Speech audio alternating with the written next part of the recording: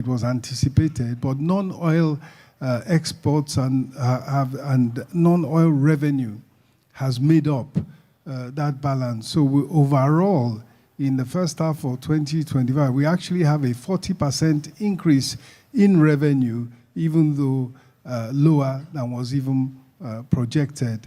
And so the success there is in diversification, is in non-oil revenue. And clearly, oil exports remain important, remain critical, especially in the short term, because that is where, first of all, you get foreign exchange revenue, and of course, the bulk revenue that comes from that sector for the whole federation is still significant. But oil exports, as a percentage of exports, are going down. Oil as a percentage of GDP is going down, signifying that the effort at reform, the effort at diversification of the economy is yielding results. And of course, the internally generated revenue, the blocking of leakages, the plugging of loopholes, the application of technology, automation, and even artificial intelligence to government's financial operations is yielding fruit. Thank you. Thank you so very much. That, in fact, speaks to one of the issues that we had been discussing in the economic context for the nation. We have, professionals who always say that, the problem we have primarily is that of revenue. So which means we are getting the right direction. Yeah, let me come to Honorable Minister for Budget and Planning. Now, we've had Nigerian National Development Plan 2021-2025, which, of course, come to conclusion December of this year. And we already have in place a new development plan. So what now are the... Oh, thank you very much. This is clear. Thank you.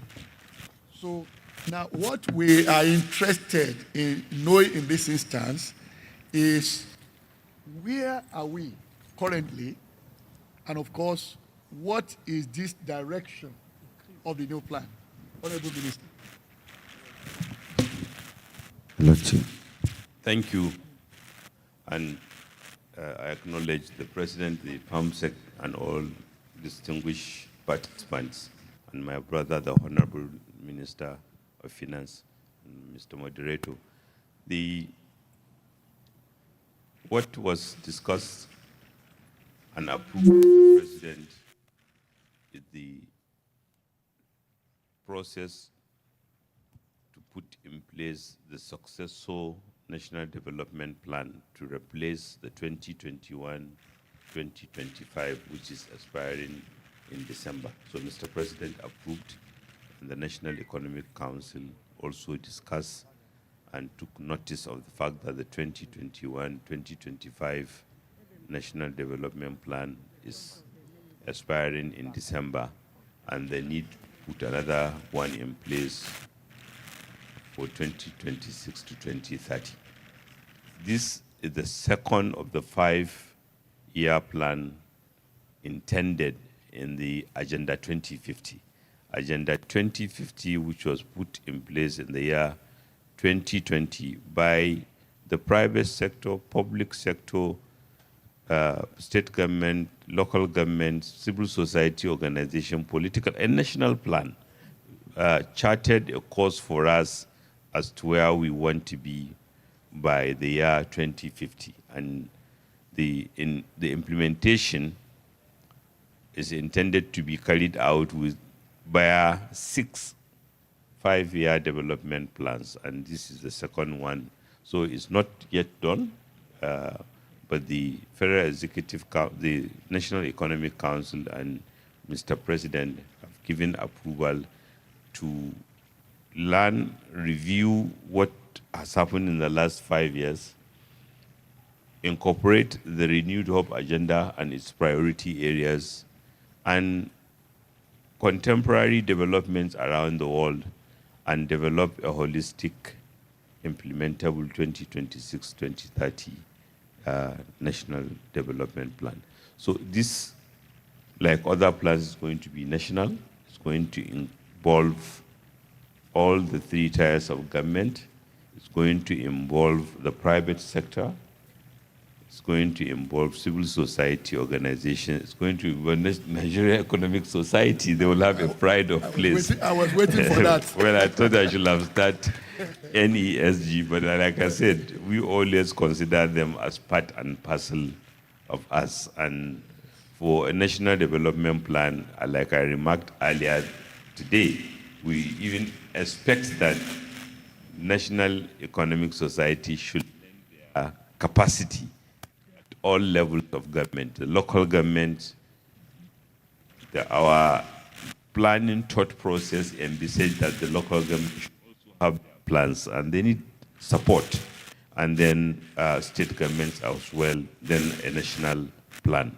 And equally, Mr. President and the National Economic Council have considered and approved a renewed hope World Development Plan, which is going to support the National Development Plan that is going 2026, in the sense that inputs for the development plan will be generated from the ward to local government to state, and to be collated and made use of in drawing up the national plan.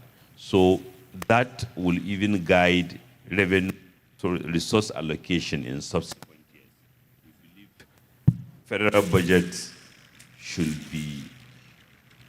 have evidence of how to support other levels of government, how to support other priorities. Luckily, like I said earlier today, quite often, and I think this National Economic Society should interrogate this issue very well. Our Constitution has laid significant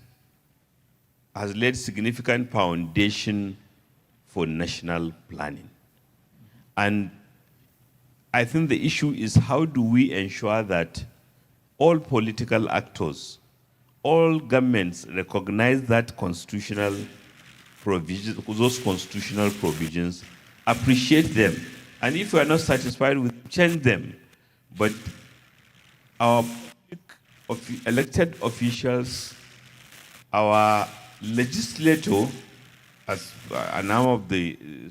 our legislature, executive, and even our judiciary, in Section 13 of our Constitution, they are obligated to seek the observance and achievement of the fundamental objectives and directive principles of state. And these fundamental objectives include economic objectives, include provision for planning, and those economic objectives, social objectives, political objectives, environmental objectives, and even duties of citizens, I believe should be the irreducible minimum foundation of any plan. And since there are constitutional provisions, it is easier for us to find a mechanism of compelling all those in authority or all political parties to know that you can't even have a manifesto that is contrary to the provisions of the fundamental of objectives and directive principle of state, because they are constitutional provisions. And like I said, if we want to improve them, it's okay to improve them, but we must appreciate that we have a solid constitutional foundation for national development planning. And then to answer, not even to answer, but to also reflect what can Nigerian Economic Society do. So since we have a constitutional basis for doing this, how do we ensure that once such a plan is drawn, which is consistent with the constitutional provisions, how do we ensure that it's implemented? And where there is need to change it, do it lawfully. And that is one of the things that President Asiwaju Bola Ahmed Tinubu did. The Renewed Hope agenda is fully consistent with the constitutional provisions. He recognized federalism as even in practice of our constitution.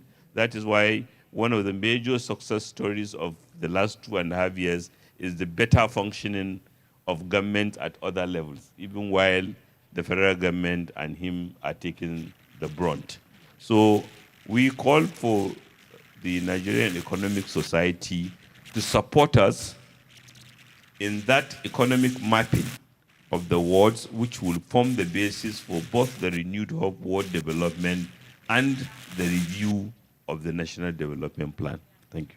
Thank you so very much. In fact, you've already addressed one of my follow-up questions. And I think the takeaway from this are simply two. First is the involvement of Nigeria Economic Society in the formulation of the plan, and then in the follow-up with respect to execution. So let me come back to Honorable Minister of Finance. And that is on this common refrain, I would say, in conversations about our economy in terms of how we relate our debt to GDP on the one hand, the debt GDP ratio, and then the second one is on the issue of debt service vis-a-vis revenue ratio as well. Now, which of these would we say is priority to you? Because one deals more with stock, while the other deals with flow. So the question is, which one is priority to the government? And how do you also, consider this as our strategic financial advisor, like Nancy said when she was introducing you, in advising the country now, not limiting it to our president, but the country with respect to this? Oh, okay. Thank you very much, Mr. Moderator. Of course, the issue of debt is important, and I thank the Honourable Minister for Budget and Economic Planning for putting in context the importance that development goes down to the world level, because that's where you get broad-based, inclusive economic growth. Thank you very much, Nancy. In terms of the nitty-gritty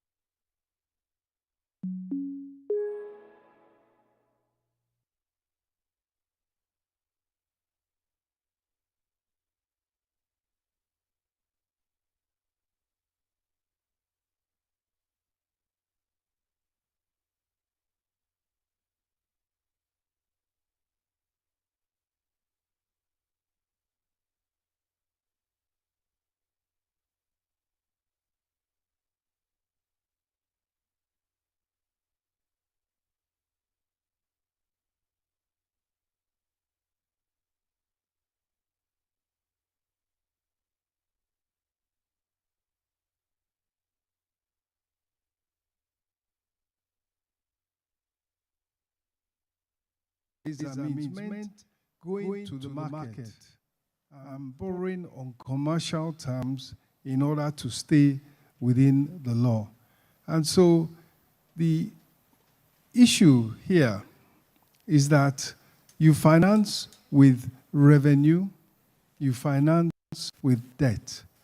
And it's the balance that must be achieved that is such that the debt financing is sustainable. And the overall objective now is to build a resilient, diversified, and growing economy. Currently, the growth rate of GDP,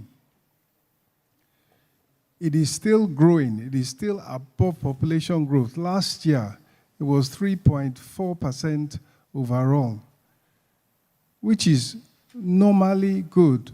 But when we look at where we are coming from, we need double that rate of growth in order to lift Nigerians out of poverty in their millions, which is the overall aim of the president and his policies and his administration, and indeed, as the Minister for Budget said, of all those in authority. So revenue is key. Domestic resource mobilization is key. And the success that has been achieved there has already been mentioned. In 2025, the revenue is up 40%. More importantly, technology, automation, and digitization has been recently implemented in order to give the transparency that will boost the revenue of government from its agencies and the federal government-owned enterprises and their operations. And that is the basis of having debt within sustainable levels, debt servicing within comfortable levels.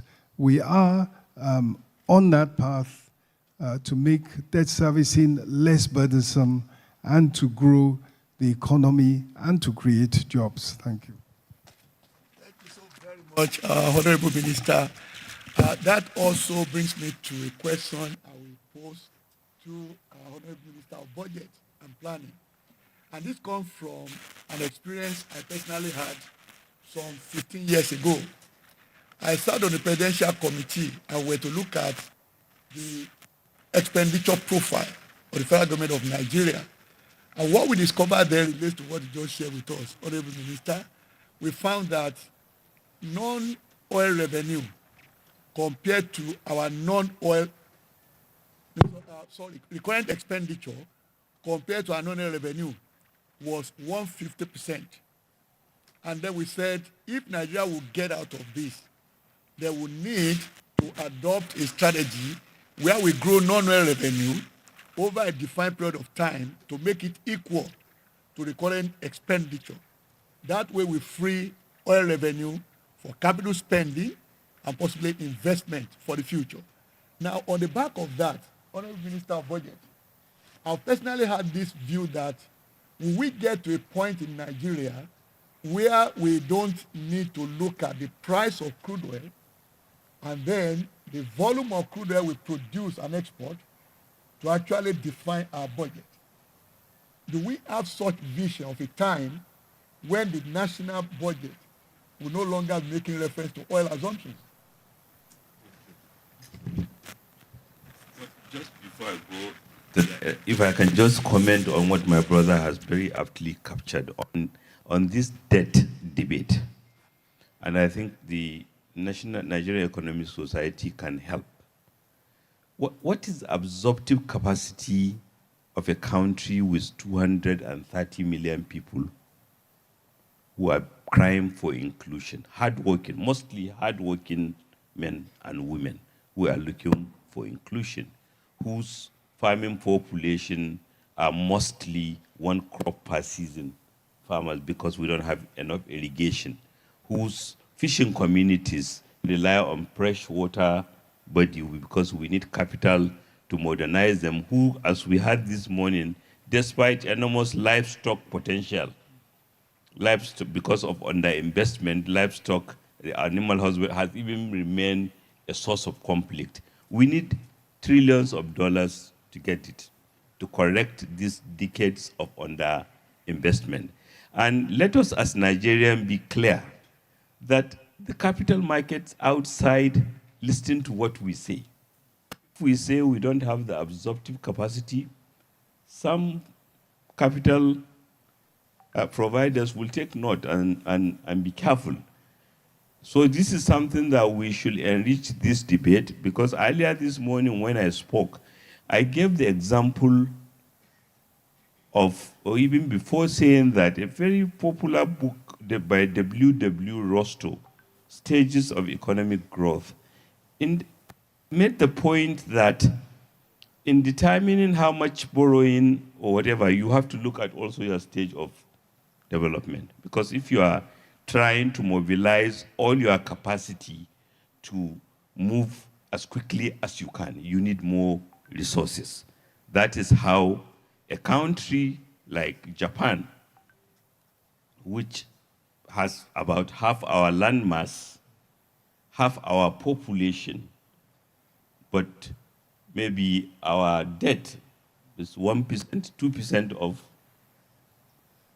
not more than 3% of Japanese debt. Why? How is it that they needed that much money?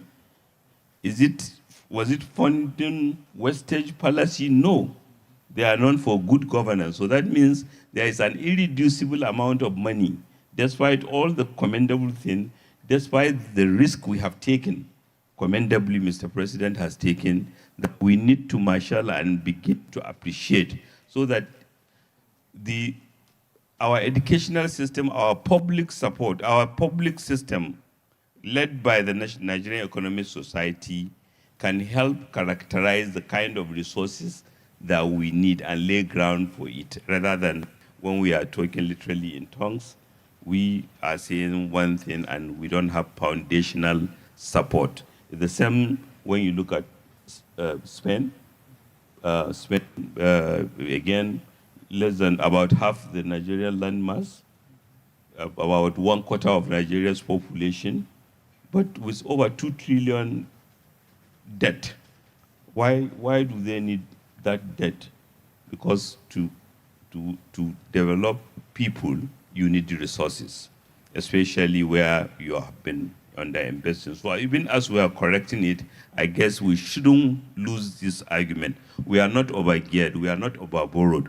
In fact, compared to our capacity and compared to these other countries, we are underborrowed or underinvested. So we need to be very, very vigilant, and it will be helpful if the Nigerian Economic Society and the Ministry of Budget would be willing to fund a study on the absorptive capacity of the Nigerian economy, so that we can have a guide. And to come back to your question, again, we have to understand recurrent expenditure and stage of development itself, because yes, it may sound as if recurrent capital is always better than the recurrent, but where your recurrent includes salaries of teachers for a country that is struggling to give education to every child, then it's not such, or where we are, that recurrent improve providing your security services in order to secure the country. So the recurrent is not necessary, but even at that, I think Nigeria has done well in terms of the mix. Do I see a day when we will exit reference to oil? Let's even understand the evolution. Being a federation state, being a constitutional federation, historically, there has always been the context setting that will guide both the national, state, and local government budget decision. So it's like a culture that evolved. What are those major indices, major items? At one time in Nigeria's history, maybe many people have forgotten the price of cocoa or price of tin used to feature in the item. So this is an evolutionary pace. And what we are seeing in terms of non-oil revenues becoming more important sources, as significant as oil revenue, I can see a way at the end that maybe even for editing purposes, we may not need to be mentioning crude oil price or even oil price, but they will remain important tools, not just in Nigeria, but globally. If you follow many indices, oil price is one of those major, not because it's the most important, but because it's a significant determinant of other indices. Thank you. Thank you so very much, Honorable Minister. I know time now is not our friend. Looking at the dashboard there, we have barely 2 minutes. Okay, all right. So I'll therefore give it to... Thank you very much indeed, and I thank the Honourable Minister for the context he has set. The reality is that the Nigerian economy has turned from one in which it was closed. You did not have market pricing of petroleum products. You did not have market pricing of foreign exchange, which meant you needed privileged access. The opportunity to grow, to finance, to invest was limited. Since the assumption of office of President Bola Ahmed Tinubu, the economy has been opened up. The playing field has been leveled. And what does that mean? It means that in terms of the ability to finance economic growth, it is not just what government can bring and what a few people who have privileged access to resources can bring. Now, the investment environment is feasible for small, medium, as well as large-scale Nigerians. Is feasible and attractive for foreigners as well. In the oil sector, $7 billion worth of investments has come in recently.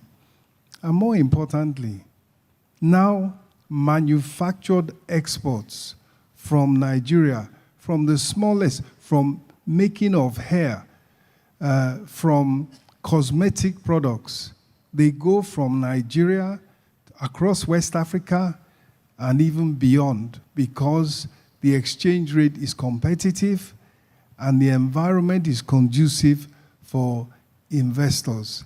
That is the way we will build a resilient, a diversified, and a balanced economy that is not just depending on oil exports for revenue and for foreign exchange.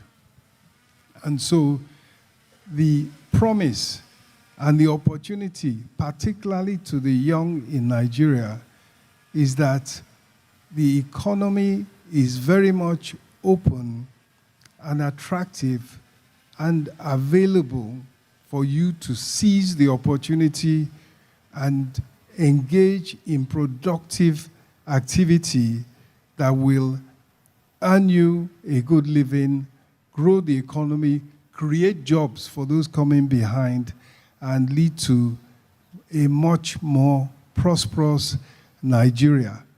The change that was required has already occurred, and now we just need to stay the course and keep on doing the things that we are doing to make the Nigerian economy strong at all levels. And finally, I will commend to all of us, including the Nigeria Economic Society, a deep examination and understanding of the initiative led by, under the Mr. President's direction, led by the Minister for Budget and Economic Planning, of a world-based grassroots development program that empowers Nigerians in each ward.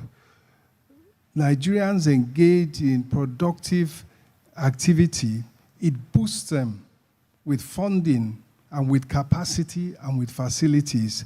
And that now speaks to a widespread development of the economy, widespread sharing of the benefits of growth. Thank you. Thank you so very much, dear ministers. I wish we had more time to interrogate the issues much further. But as it were, on behalf of our president and the council, I want to say a very big thank you for the time you made to be here, honorable ministers, and for the views you shared with us. I have quite a number of other questions, but unfortunately we can't take them today. But maybe, Mr. President, sir, I will put it ahead that next year at our conference, we'd like to have a repeat, probably for a longer period. So thank you so very much, honorable ministers. I most appreciate it. Thank you.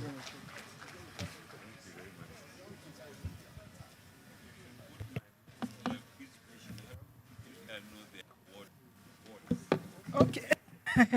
Honorable Minister says that I should ask you, how many of you know your words, your electoral words, the name of your words? Geographical words, actually. How many of you know your words? So that's the question to you. So please, council members, can you quickly come to the stage for pictures? While that is going on, let's get the presentation of gifts and awards ready for our honorable minister. And the presentation of will be done by the immediate past president of the NES.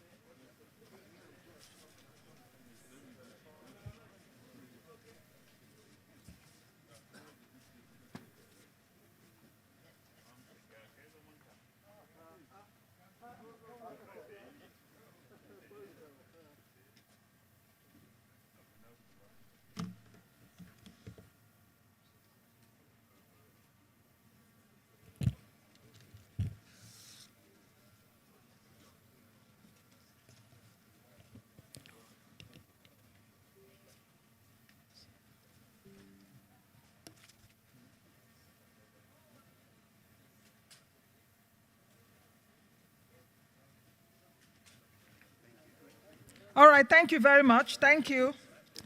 Honorable ministers, please, the Nigerian Economic Society has some gifts for you and awards. Please, that will be presented by Professor Umu Ahmed Jalingo, the immediate past president of the Nigerian Economic Society. Please, can we get the first award to the Minister of Finance and Coordinating Minister of the Economy? Professor Ahmed Jalingo will do the presentation.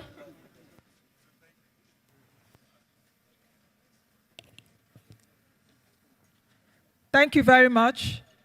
The next presentation would be to the Honorable Minister of Budget and Economic Planning, Senator Atiku Bagudu, CON. Still done by Professor Ahmed Jalingo, the immediate past president of the Nigerian Economic Society. Thank you very much. Please, can we give our ministers a round of applause? Thank you very much, sir. Please, as they exit, can we just all still remain seated as we continue the program? I'll be calling on Professor Umu Ahmed Jalingo for her, for her quick remarks.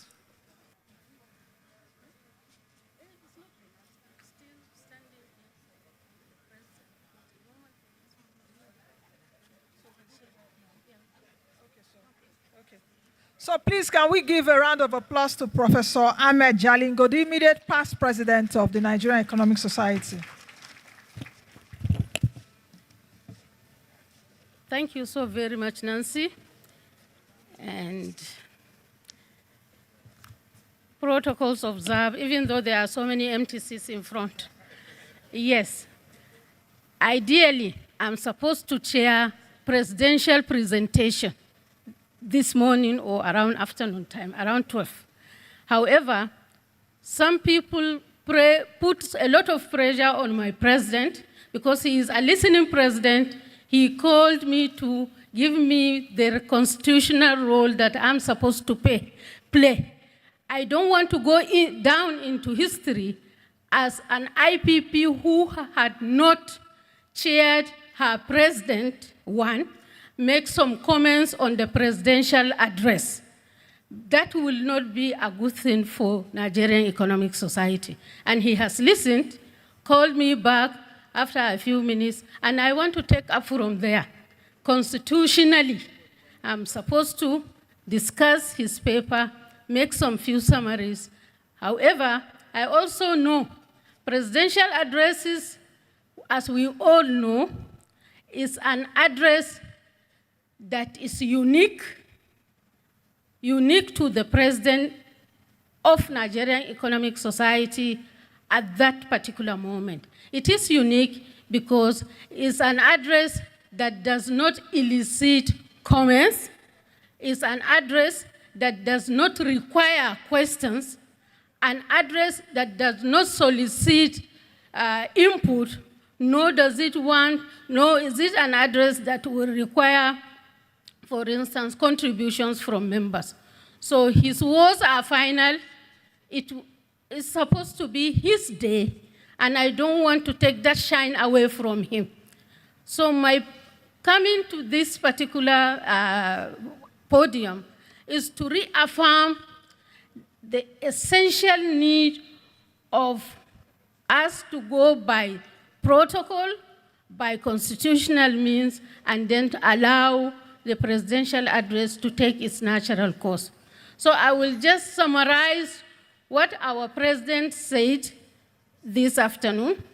And as we all know, we said it doesn't require anything except for me to request for his attention, and we give him the applaud that it demands. That is the recognition that it demands. Having said that, I have looked at presidential address into 4 areas.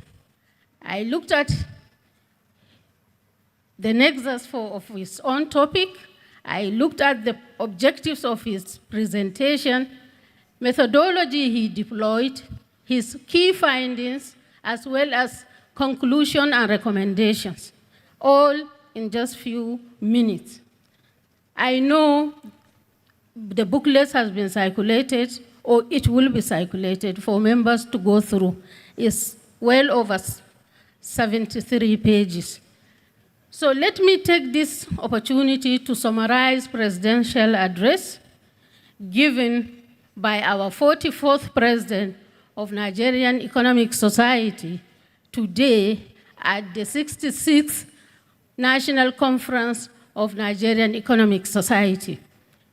His paper or presentation dwelled on Nigeria's growth experience since 1960, lessons learned, mixed opportunities that we were unable to attend to, and then also pathway to transformation.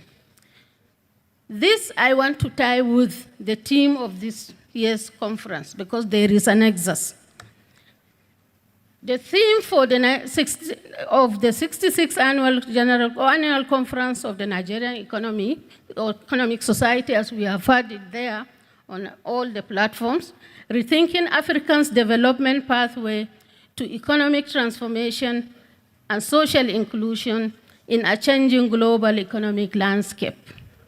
This, to me, presents a profound and urgent mandate. It calls for a critical re-examination of established paradigms and also courageous search for new sustainable pathways that is linked to our unique challenges as well as opportunities. A lot has been said today, since morning. In fact, a lot had been said since yesterday over this particular theme and what it contained. This mandate, perhaps, I think is most pressing for Nigeria, which is what we all know, that it is Africa's most populous nation, and among the four for instance, most largest economies on the continent. The presidential paper that has been presented this afternoon offered a direct response to this particular theme because it's predicated on poignant national question. That is why has Nigeria, despite its immense natural resources, that is both human and natural, endowments, failed to achieve transformative and sustained prosperity.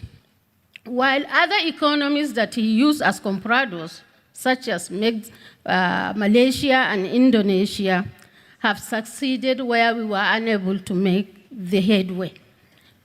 So the paper tried to cascade a lot of issues that is aimed at identifying specific historical inflection points where opportunities were missed. He also tried to extract, for instance, actionable lessons that could be learned and chart a concrete pathway for Nigeria's economic transformation by providing a vital evidence-based contributions to the conference discourse in terms of understanding the African pathway to development.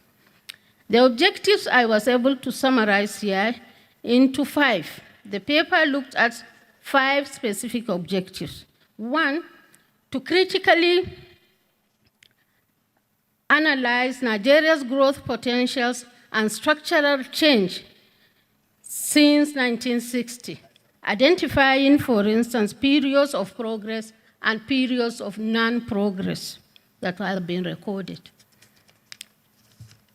The paper equally looked at ways of conducting a comparative analysis of Nigeria's socioeconomic performance with that of other countries in Asia, like Indonesia and Malaysia, to pinpoint divergent paths.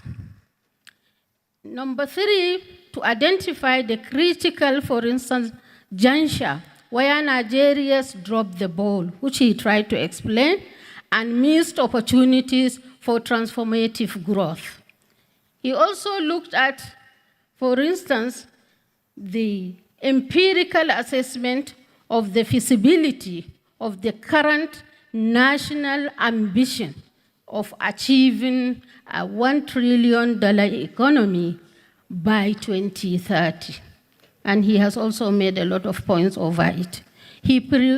Finally, the paper proposed a strategic policy framework and recommendations to place Nigeria on a sustainable path to achieve economic transformation. What were the methodology deployed? I feel the paper employed multi-pronged approach. Several methodologies were used. There was this historical and descriptive analysis that he adopted to review detailing of Nigerian growth trends, sectoral competition, savings investment, for instance, patterns, and macroeconomic volatility from 1960 to 2023.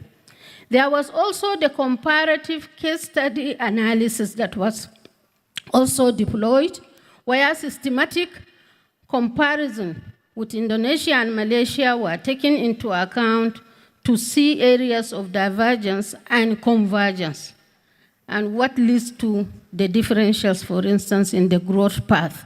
There was also growth accounting framework that was also applied, where he also studied and looked at growth decomposition analysis where he attributed growth to factors like capital intensity, labor intensity, for instance, labor productivity, and total factor productivity for the 3 countries in question. And there was simulation modeling that were also deployed in the paper using Harrodoma growth model framework to simulate alternative growth, for instance, trajectories for the Nigerian economy. And based on the different savings rate and capital efficiency parameters, the model is also used to critically evaluate the feasibility of the $1 trillion economy in question. There was then also the institutional analysis that were also deployed, where an examination of the structure of economic governance, including the academic and the professional backgrounds of individuals occupying macroeconomic positions, for instance, or economic management positions in Nigeria as compared to these comparado states or countries. What are his findings? The findings have been analyzed as thus.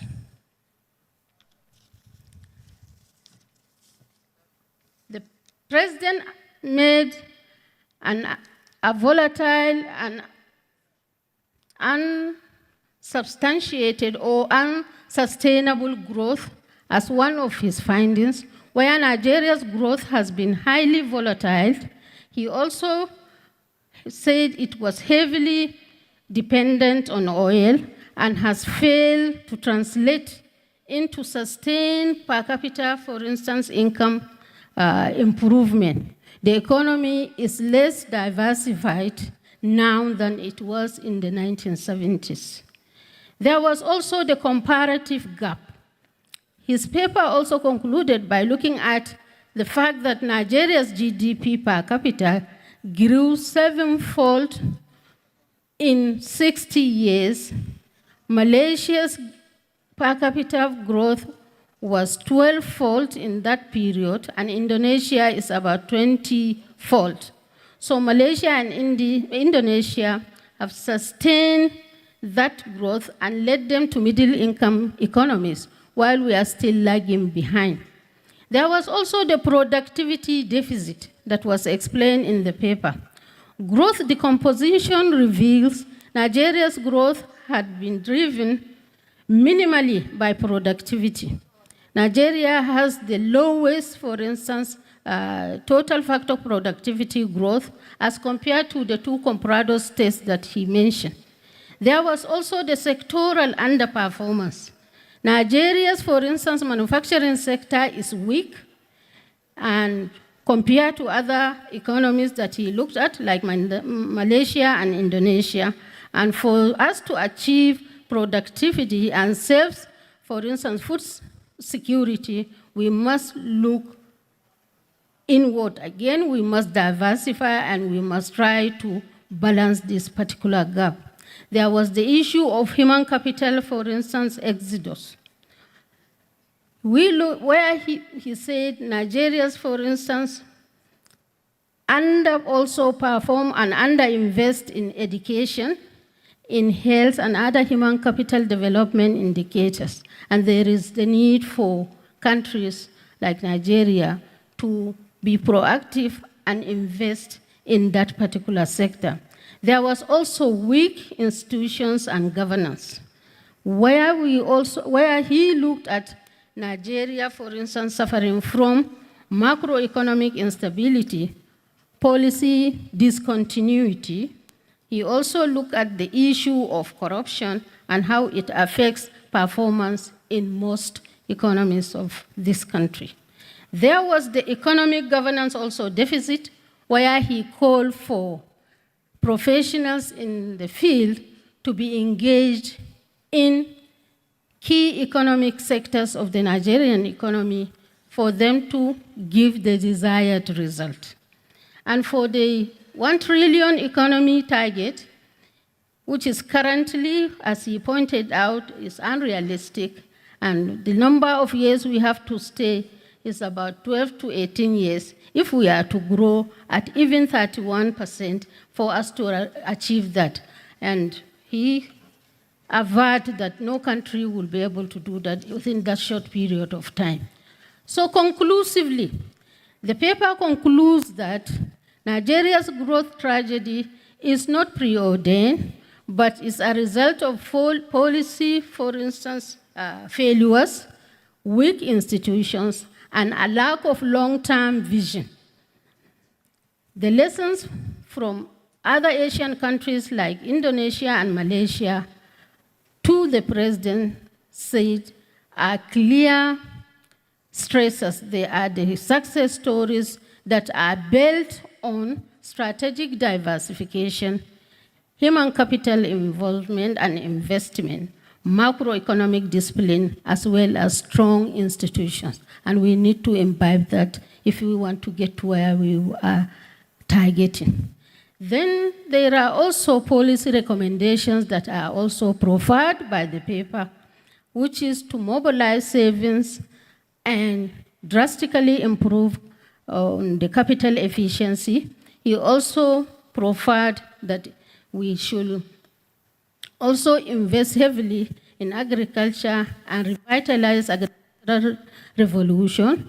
There was also the need to promote export-oriented manufacturing for a country to leapfrog from where it is to where it wants to go to. There is also the need to address inequality between and the have-nots so that there will be a way of moving different strata of the economy forward. Also the need to embrace development planning as a long-term strategy if we want to get out of the woods. And we should not, for instance, encourage stopgap planning methods.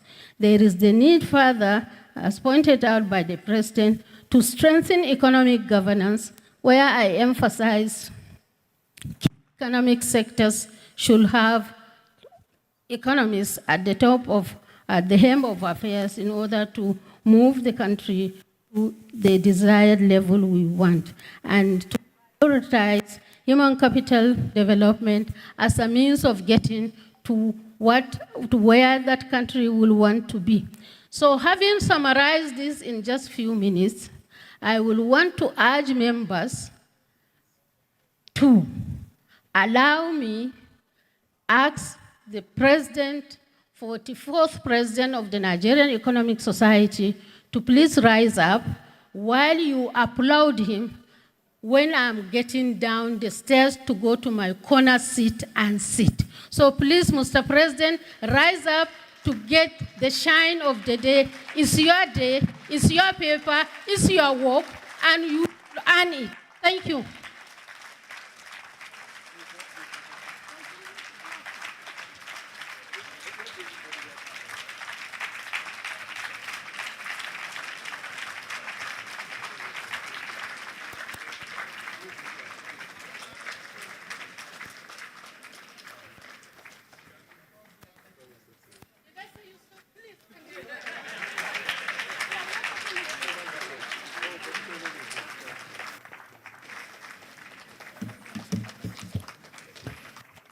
Please continue clapping. Continue to clap for the immediate past president of the NES.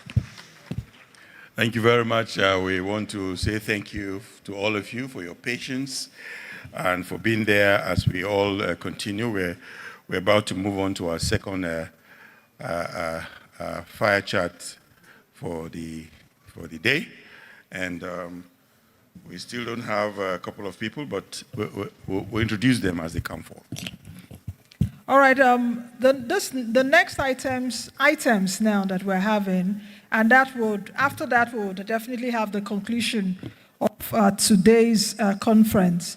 We'll be having dual plenary sessions.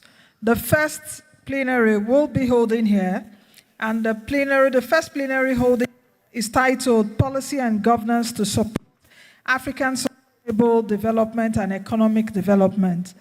The chair of this plenary that will hold here is Mr. Mohammed Sani Abdullahi, who is the Deputy Governor, Economic Policy at the Central Bank of Nigeria. But he has asked his Director of Monetary Policy Department, he has asked his Director of Monetary Policy Department, Mr. Victor Obo, whom I believe is here in the room, to chair, and Dr. Victor Obo is also part of that panel, so he will be taking dual roles.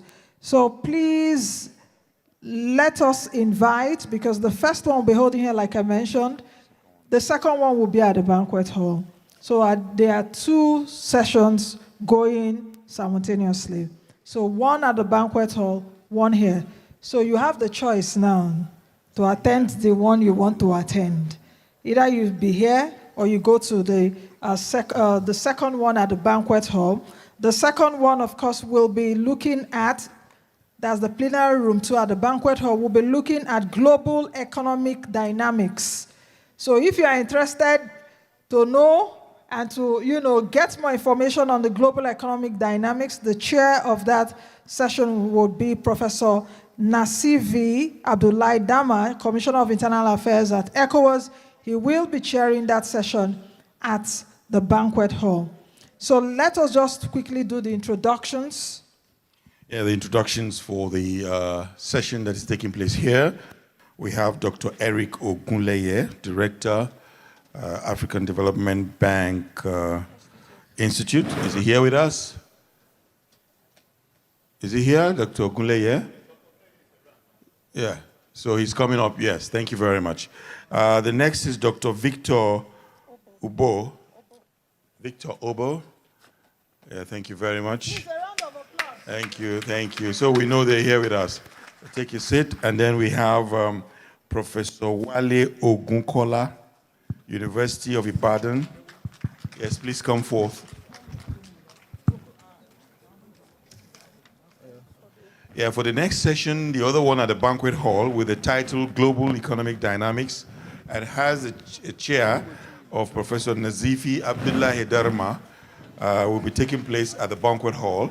And we have their speakers, Honorable Bioma Kamara, Director General, West African Monetary Agency, WAMA, represented by Dr. Elijah Udo. Dr. Elijah Udo. And then we have Ambassador Philbert I.K.A. Johnson, Director and UNIDO, Representative, Sub-Regional Office in Nigeria and ECOWAS.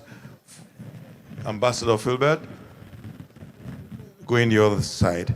Then we have Yusuf Rekia Okwemi, Director, Payment System Policy, Central Bank of Nigeria. Is she around? She will also be going to the other side. And then the last but not the least, my dear good friend, Dr. Baba Musa. Please come and give him a big round of applause. We're sending him to the other banquet hall to be there with them. Of course, Dr. Baba Musa is the Director General of YFM and the Vice President of NEST. So let him take his colleagues and they go over there and talk about global economic dynamics. I want to assume that those that are standing now are moving over to that area. And please, like I mentioned earlier on, these sessions are going concurrently. And after these sessions will be launched, then we are done for the day. After these sessions launch, we are done for today, not for the annual conference. We are done for today.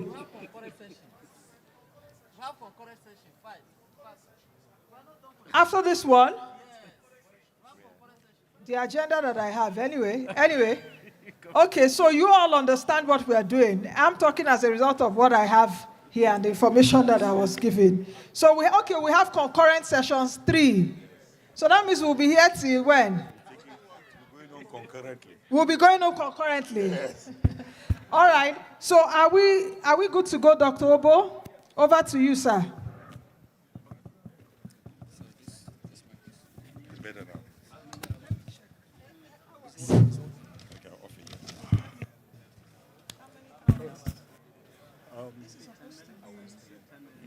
One hour. Yes, sir. Good afternoon, the President, executives, and distinguished members of the Nigerian Economic Society. Let me start by conveying the apologies of the Deputy Governor of Economic Policy, Dr. Abdullah Hisani, who was here earlier, but had to be recalled for another urgent official assignment. And that is why I'm standing in for him. I'm supposed to be a panelist in this discussion, but I'm not sure my head is too big enough to wear two caps. So if I'm able to wear one, I think I may have been saluted. Having said that, I want to welcome distinguished panelist, Prof. Ogunkola, and my good friend, Dr. Eric. You're welcome.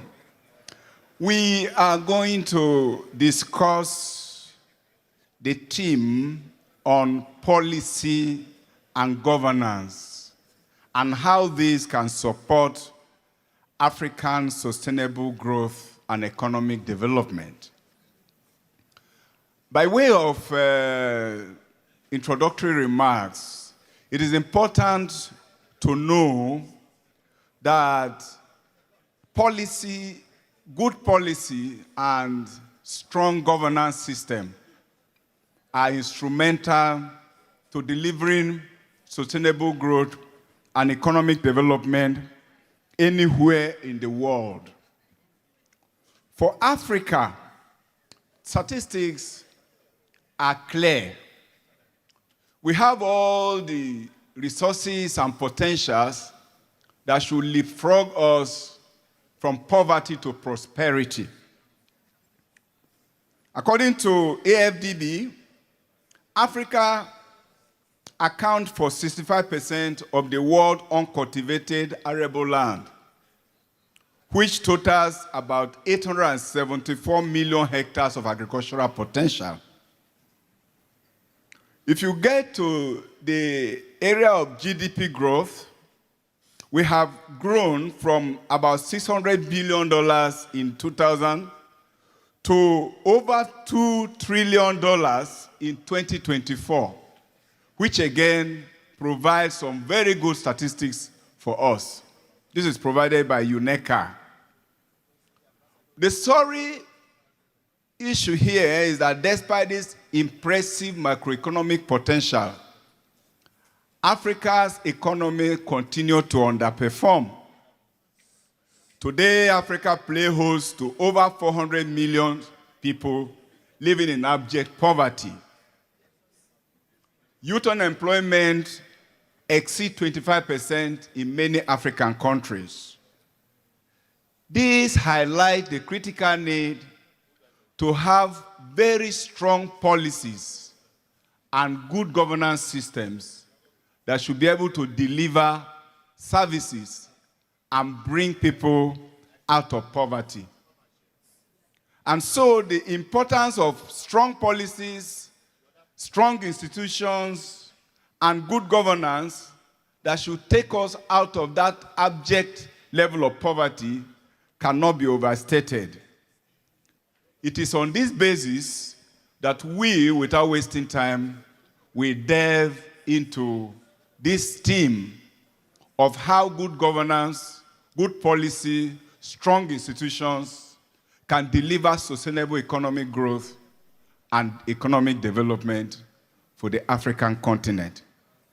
So with this background, let me hand over the floor to our panelists to make a short presentation or remarks about their own areas that will contribute to this discussion.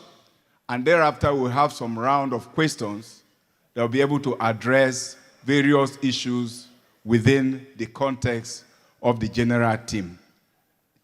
So let me start with Professor Wale Ogunkola. Professor Wale is of the University of Ibadan, and he is going to provide some initial remarks on strengthening regional integration for economic transformation. Prof, you have the floor.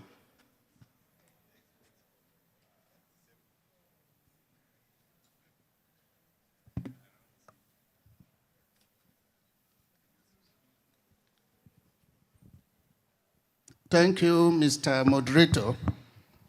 Let me also thank the President and the members of Council for the opportunity to speak on this important issue. And this is just to link regional integration to the issue of structural transformation. And the first thing that we need to understand is, why do we normally think of regional integration? First, if you look at the story, it's simple. Even if you take the Nigerian economy that we think is very big, it's still very small in terms of global players. Belgium, that is very small in terms of physical size, the economy is bigger than that of Nigeria. So, if we want to optimize, if we want to perform creditably well, we need a larger market. And that started since independence. Again, we recollect the case of ECOWAS formed in 1975. We also recollect the African Economic Community that was done in 1992. And recently, the African Continental Free Trade Area. The whole idea is that we are better integrated, and we'll be able to optimize, we will be able to compete, and we'll be able to diversify our economy. So there are many reasons for regional integration. I've just used that one. The cultural aspect is there. Education is also there. But the way we define regional integration in Africa is all-encompassing. Let me correct this notion that regional integration is the same as regional trade agreement. No. Regional trade integration is just an aspect of regional integration. Indeed, thank God that we have AFDB here. Our Pan-African organization developed what we call ARI, Assessing Regional Integration Index in Africa. And there are 5 pillars. Trade integration is one, which we are all familiar with. We also have productive integration. To me, I will put productive integration as number 1, because if you don't produce, what are you going to trade? Then we have the issue of investment integration, the issue of movement of people, which is still a big issue. You remember the case of our brothers in Ghana, chasing Nigerians, which is a paradox, but it's happening. We also talk about macroeconomic integration, the need to reduce inflation in order to attract cross-border investment. These are different aspects of regional integration in Africa. Take it at ECOWAS level, take it at AFCFTA level. These are fundamental pillars here. And you will agree with me that we can link each of them to the pathway to structural transformation. Let's take one of the pathways to structural transformation, which is industrialization. Nowadays, when you talk about industrialization, it is no longer Nigeria producing for West Africa economy, no. It's no longer producing from one input to get to the final input. Indeed, we now trade in tasks rather than in goods. Regional value chains, supply chains, all these are still new to us. But if you must do that also, that's important for me to also raise the issue of trade in services. So it's no longer talking about trade in services. We need to also integrate services into manufacturing, which is still missing. So for structural transformation, you will see that trade integration alone will help us a lot in terms of achieving structural transformation. What of diversification? Again, if you are able to specialize in one area and you are able to trade as far as you can, of course, you'll be able to produce more things than just focusing on one item that you are not competitively advantaged. It is important that in all this, what is critical is the infrastructural integration. When I say infrastructural integration, there are two components. The physical part of it, where you'll be talking about road transport, air transport, and so on. But beyond that is what we call soft infrastructure. Nowadays, ICT infrastructure is critical to some of these things. In fact, regionalism and regional value chain, global value chain are based on the development in ICT, development in transportation, where you can produce the brochure here that will be meant for the market somewhere in across the ocean. So people then use this regional integration not only to plan for their own economy, but to plan in terms of the scale of the economy of their production. Can you do this without regular electricity supply? It's no longer possible. Again, the integration is just beyond the physical aspect, but it also contains so many other ones. Free movement of goods, of course, we signed to many agreements in that area, but is it actually happening to us? These are some of the things we need to strengthen when we want regional integration to promote structural transformation. Mr. Moderator, before I stop, I think when we look at the regional integration that we have right now, this is my personal opinion. It occurred to me that we are thinking for the private sector. It would have been the best way for private sector to approach the government in terms of exactly what they need, and for that one to form the basis of our negotiation with our neighbors and so on. For AFCFTA, you will see that we rushed to actually have that agreement. The implementation now is coming to let the private sector get to know what is in there for them, and also to empower them, to encourage them to explore the market.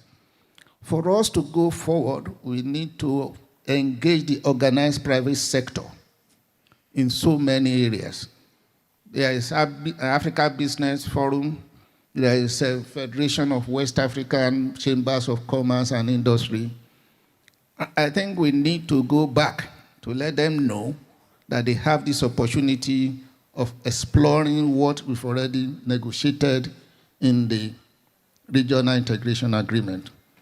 The other one is listening to previous speakers today.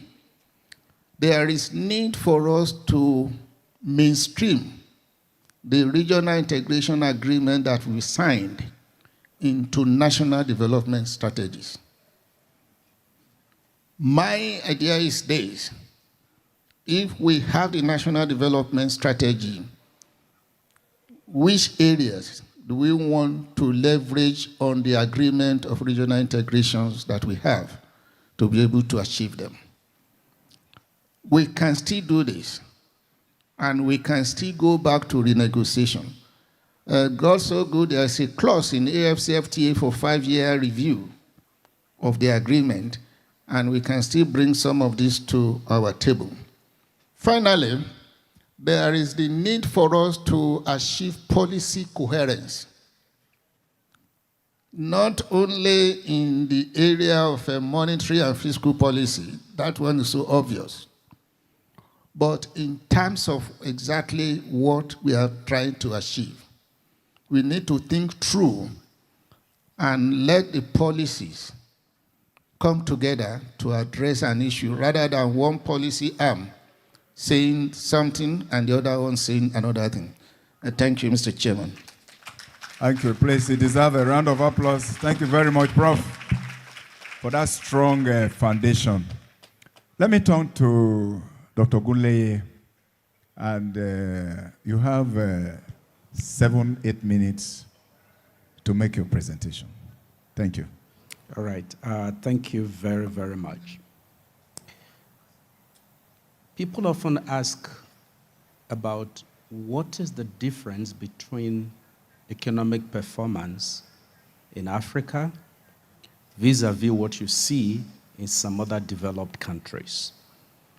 People ask, why do things work in some places and why do they not work in some other places? I think one of the key things that is at the heart of why things work or why they don't work can be summarized in just one word, and that is governance. And I'll add to that leadership. Of course, we know governance, leadership, they go hand in hand. So when we're talking about governance, therefore, we're talking about how power is exercised. We're talking about how decisions are made. We're talking about how institutions work, how they function. So if you have governance where powers are appropriately exercised, decisions are well made, and institutions function well, you tend to see that there's a big difference between the way the economy itself will work. So what that implies is that governance is not just an end in itself, but it is a means to an end, and it's also, more importantly, an economic imperative. People often say that political economy is more important than economics itself, and that is true. Because political economy, you have a lot of issues that have to do with governance, decisions, how institutions function, and so on and so forth. So the question then is, why should we be thinking about rethinking governance? The reason is because the type of governance that we have currently, especially in most African countries, in most cases, they are often very highly centralized, where you have power concentrated at a certain center, and so they are not devolved. And as you know, the saying is, power corrupts, and absolutely power does what? It corrupts absolutely. So when you have a lot of power concentration, those in whose power that power is concentrated, those in whose hands those powers are concentrated, they tend to abuse the power. Now, the second point is about the fragmentation of power. That may look like a contrast, but what that also suggests is you have some situations also where the power are so devolved that the center or the key decision-making arm becomes weak. And the final thing is the fact that most of the way we use power or governance work in most African countries is simply reactive rather than being proactive. So things happen, then we start to chase how do we correct them, rather than ensuring that we take measures that will ensure those things don't happen in the first place. Insecurity in Nigeria, for example, is a typical case. Were there steps we should have taken at the governance level that ensure we do not get to the state of insecurity? Or should we wait for things to get to where they are now and we are firefighting? So this is the reason why we need to think seriously about rethinking our governance models. Because what these governance models do when they are reactive, when they are fragmented, and when they are centralized is they do not respond effectively to the dynamics of global changes and even domestic changes. Shocks will come, the governance system will make it difficult to respond to them. So what then should we be thinking about? We should be thinking, therefore, about the opposites. How do we ensure that we make governance to be more inclusive? How do we make governance to be more transparent? How do we make governance to be more accountable? And how do we ensure that we rethink governance in such a way that they are results-driven? So that should be the focus, the key things we need to look at when it comes to rethinking governance. And I will give just a few examples as I go along, just to demonstrate what people are doing in other places with regard to governance or rethinking governance that is making things to work differently from the way they are in this part. So the question, therefore, is if we want to rethink our governance to make it effective, what should we be thinking about? One thing we need to think about is that we need to ensure that our governance is unified and they are coordinated. A lot has been said already about policy coordination by Professor Ogunkola earlier. Of course, when we're talking about policy coordination, people tend to think about monetary fiscal policy, but it goes beyond that. Remember, we also have layers of government. So you're thinking horizontal, you're also thinking vertical at the same time. How do we ensure that there's policy coherence across the federal, the state, and the local? Are they pursuing the same goals? Are they pursuing the same agenda? These are important points when it comes to that. And Rwanda is a very typical example, success story in this regard. Rwanda had Vision 2020, and now they have just prepared Vision 2050. If you go to Rwanda today, you have Volkswagen. The population is just about 14 million, less than 15 million people. But you have Volkswagen assembly plant manufacturing in that country. It's a landlocked country. Most times you don't connect from Rwanda to any other country. If you go in there, it's like you're going to an end. With a small population, with the fact that it is landlocked, but they are able to attract such investment. How did they make it happen? Because of vision, because of coordination in policy. So it's important, therefore, that we start to think about that. Think about Nigeria, 250 or 30 million people. Think about how many Toyota vehicles does government procure every cycle. We're just talking about government. Now think about individuals at federal level, at the 36th state level, in the FCT, yet we cannot attract Toyota to come and establish their plant here in Nigeria. There must be something wrong. While a 14 million population is able to attract Volkswagen to establish their factory there. So policy is the issue. They had the vision. In fact, I spoke with a couple of people in Rwanda. I was there just 2 weeks ago, and they said when the Vision 2020 started, people thought the head of state was just being overly ambitious. That is not going to happen. It cannot work. But it happened. Reason? Because he had the vision. And he could coordinate the governance to ensure that he makes everybody to rally around that vision to make it happen. Of course, we have Vision 2020. I think that's the one I know very well. Most of us are familiar with. I don't know whether we've developed another vision. And if we have developed another vision, to what extent are we coordinated in our approach to make it work? Yes, I see some of my friends from budget and planning here. I used to be there, So where are we with regard to ensuring that proper coordination of the vision that can help us to deliver on this? So that's one point. And again, leadership. Leadership is it. Now the second point is strengthening institutions. Again, institutions do not function by themselves. They are run by people. And if the people who are running those institutions are not good enough, the institutions itself will be weak. So what we need to focus on, therefore, is how do we build strong institutions and not just strong individuals?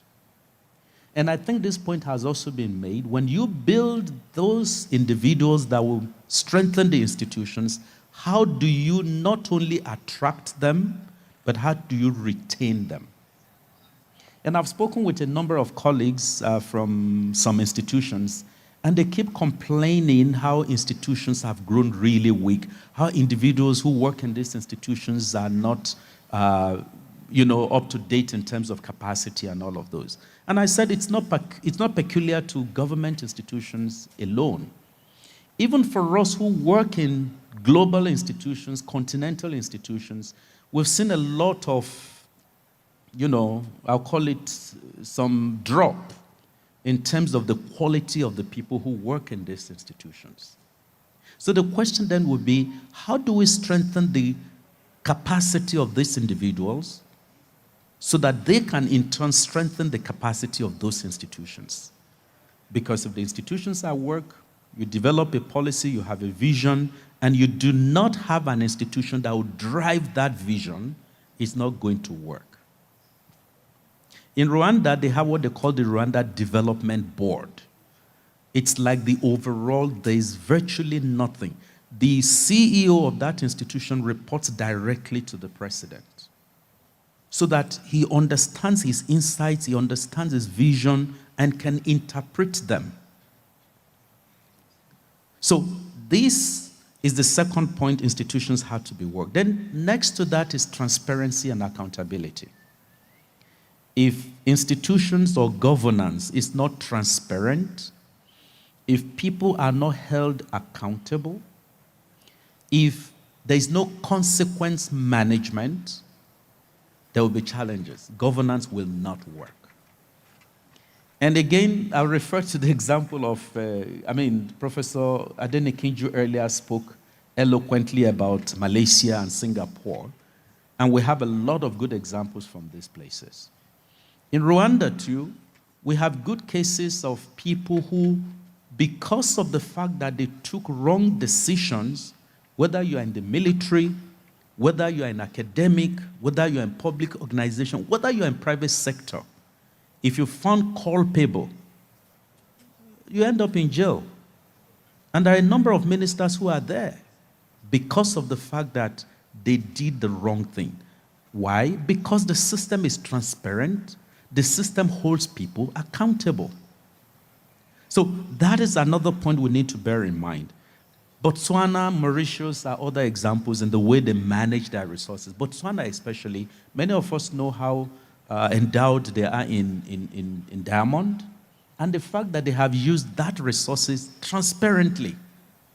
In fact, there was a time they went to borrow from the World Bank, IMF, and the moment the price of diamond increased, they went back and just paid off the loan. This was like a 30, 40-year-old loan. Transparently, they said, we have the resources now, just pay off. So that is the power of transparency. And when people do what is wrong, they must be held accountable. We know the principle of why people break taxes. If the probability of being caught is very low, and the probability that even when you're caught, you will not be punished is also very high, definitely you will not pay tax. People will evade tax. So it's important, therefore, that we hold people accountable. Then governance also needs to be participatory. It has to be bottom up. In most cases, in a number of African countries, the way governance works is you just go to a community and decide for them what they need to develop. You don't give them that choice to make a decision of what they need. So you may end up giving them water when what they really need is education. You may end up giving them road when they really need are hospitals. So it's like, therefore, administering a headache medicine for somebody who is having stomach ache.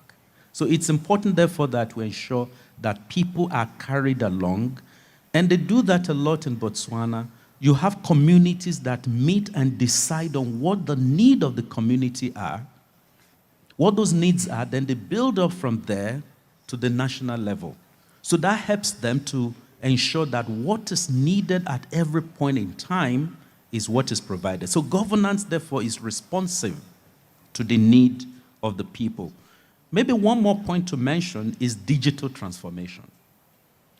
One of the things that is fueling corruption in most African countries where we deal is the fact that there is no digitalization. When things happen manually, then there is high probability that people will cut corners. Cash can miss, and so on and so forth. But when there is digitalization, there is traceability. It helps you to be able to trace resources, to trace people's action. If decisions are to be taken and is digitalized, you know at whose level that decision is lying, who is taking time, who is sitting on it. So digitalization is absolutely important. I know I've spoken for some time. Let me keep quiet for now. I could have another opportunity maybe to profess some policy recommendations and also to speak a little bit about what we're doing at the African Development Bank to support African countries to improve governance. Thank you very much. Thank you very, very much. Thank you, Dr. Ogunleye. Let's return to Professor Ogunkola. You mentioned AFCFTA, and it's often tipped as a game changer for the African continent. But there are also other schools of thought that think Nigeria is not ready. Or maybe West Africa joined prematurely. Are we ready? Is it really a game changer? If not, how can we remedy the situation so that we can optimize the opportunity in AFCFTA? Thank you very much. I think if you asked me this question about a year or two ago, I will say yes. But in the last 1 year, I think the government is ready for AFCFTA. I think it has already gazetted it, and they are already making effort to implement. Remember, it's an agreement, and the way it is designed is also, maybe I can speak about that a little bit. It is work and eat. I hope some of us remember what we do when we are playing football when we are young. For you to be on the goalpost, you must score, then it's your turn. In most of the regional integration agreement, the letters are there. But the implementation, the way you see it, the way you take advantage of what is in the letter is the most important aspect of it. And I think we are making effort to do that. We joined the Guided Trade Initiative. That's about a year or two ago, and we were able to export or trade under the AFCFTA. I also know there is a National Action Committee on AFCFTA. So I will say, yes, at government level, we are ready. But the most important point is to get the private sector to see the vision and to catch the vision. It's for somebody who is coming to Nigeria to invest, but rather than see Nigeria market or West African market, to see African market. And then the level of investment will also be big enough to service the market. One thing that I need to also mention is the issue of human capital development and the role of regional integration in structural transformation.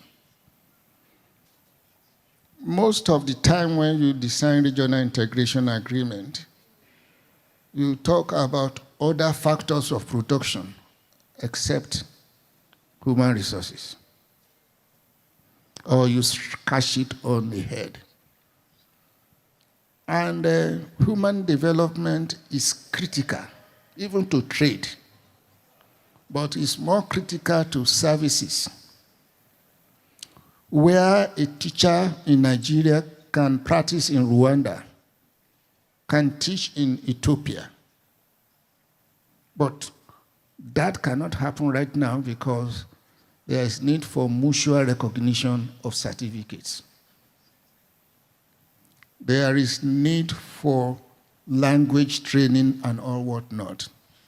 So part of what is there in the AFCFTA, indeed one of the simulations that we did was if we are to face just trade in goods and services and other trade in goods only and other protocol, investment and all whatnot, the gain to the continent will be like a 2/5 of what we have been if you include services into it.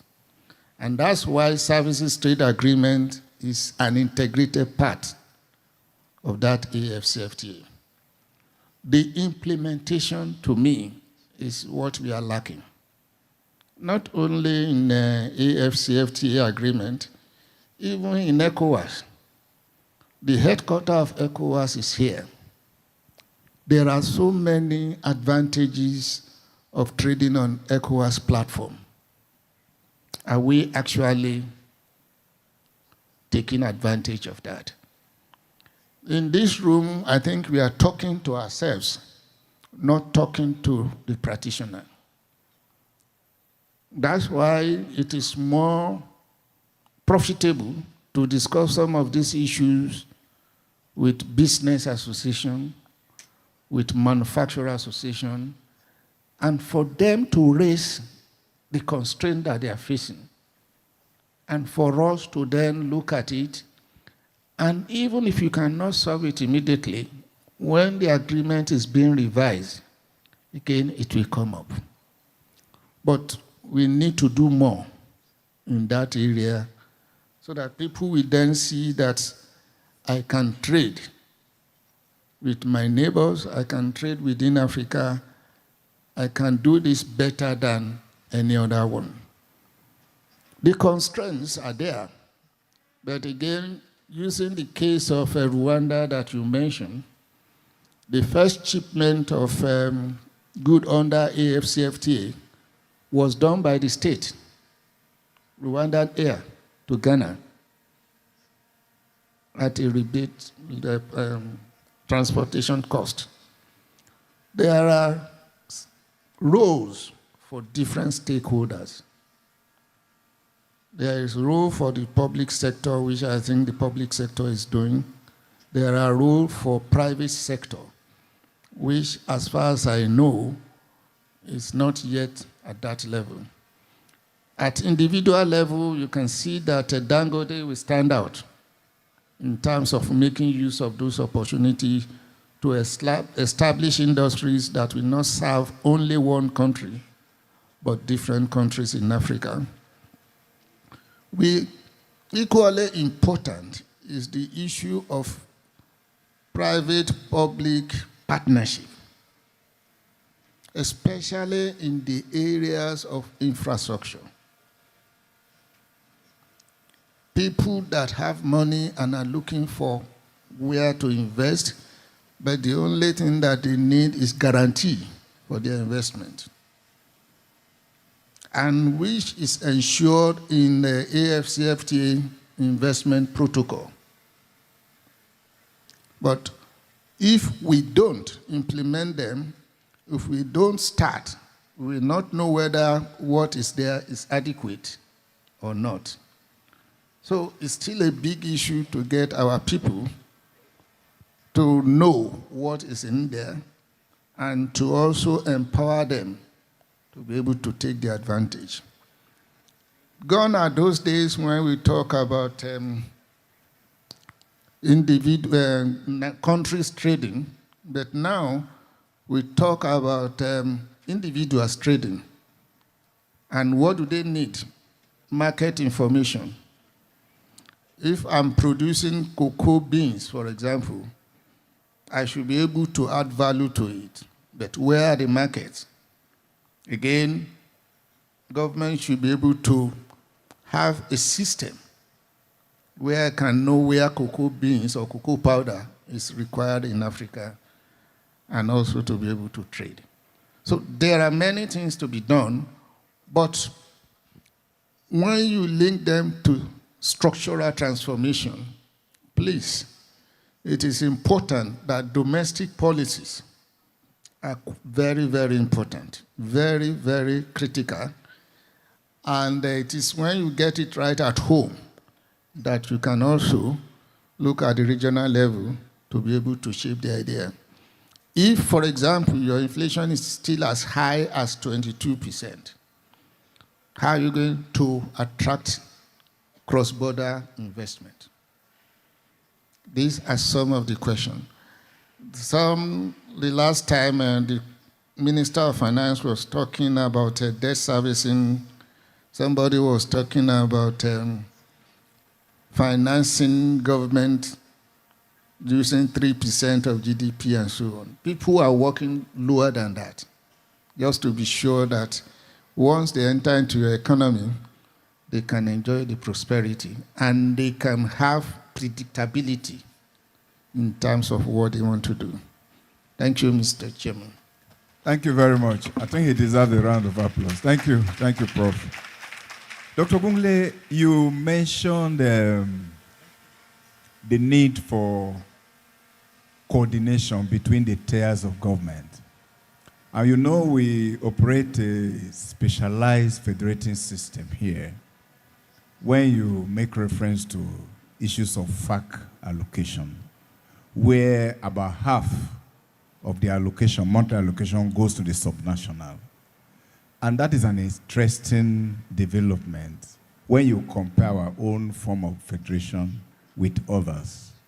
The question is, how do you think that coordination can be strengthened in practical terms to enhance positive development outcomes with reference to governance models?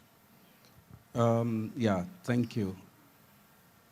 I think the coordination platform already exists, to the best of my knowledge. I'm not very familiar, but I used to be in the aid coordination platform in Nigeria, where there's this, between the federal, the state, and the local government, there's this platform where there's a coordination of policy. I know, for example, there is a strong coordination between the Ministry of Finance and the Ministries of Finance of the different states. I also know that there is also a platform for coordination between the Ministry of Budget and Planning at the federal level and also at the state level. I think what they just need to do is to talk to each other more. The platform is already there. And this is not only peculiar to policy coordination. In the whole of Africa, we're not bereft of policies. We're not bereft of strategies. But the question or the challenge we have is usually, how do we operationalize? How do we implement? You remember I talked earlier about the issue of accountability? I talked about transparency. What we need to do is to ensure that through this platform, there are rules of engagement between the different, tiers of government. And I can give you an example. To the best of my knowledge, especially from the development lending perspective, Nasarawa state government cannot come to the African Development Bank and say they want to borrow. They have to pass through the Ministry of Finance at the federal level. It has to be approved. It has to go to the National Assembly before such borrowing can be considered at all by these borrowers, whether it is the IMF, whether it is the World Bank, whether it is the African Development Bank, or any other development financing for that matter. So I'm just using that to illustrate the fact that we already have the platform in existence. For the revenue mobilization, you have what they call, I think they still call it joint tax board, which is a coordination between the Federal Inland Revenue Service and the different states' revenue services in all the states. So the point is just to what extent do we use this platform? And again, like I said, if powers are not centralized where one arm of government can bully their way through or bulldoze their way through, if there is proper recognition of the authorities and at the different levels, and we respect that, I think it will be a lot easier to get things done. So platforms exist, but do we make use of it? How can we make better use of it? How do we strengthen the capacity of those institutions that are responsible to ensure that those things that need to be done are done and are done on time? I think that is what is really needed. Okay. And for us, maybe I should just mention one thing. At the African Development Bank, we try to support its coordination. Like I said, at the local level here, the country office supports the ministry, and even at state level, all the lending, some of the projects that are taking place at the state level, lending to those states pass through the federal level in the first place. And we ensure that the headroom for lending in the entire country, not just only in the states, are properly channeled and coordinated. And for debt sustainability, for example, which is a major governance issue, not only in Nigeria, but in all African countries, we ensure that we do not support only at the national level.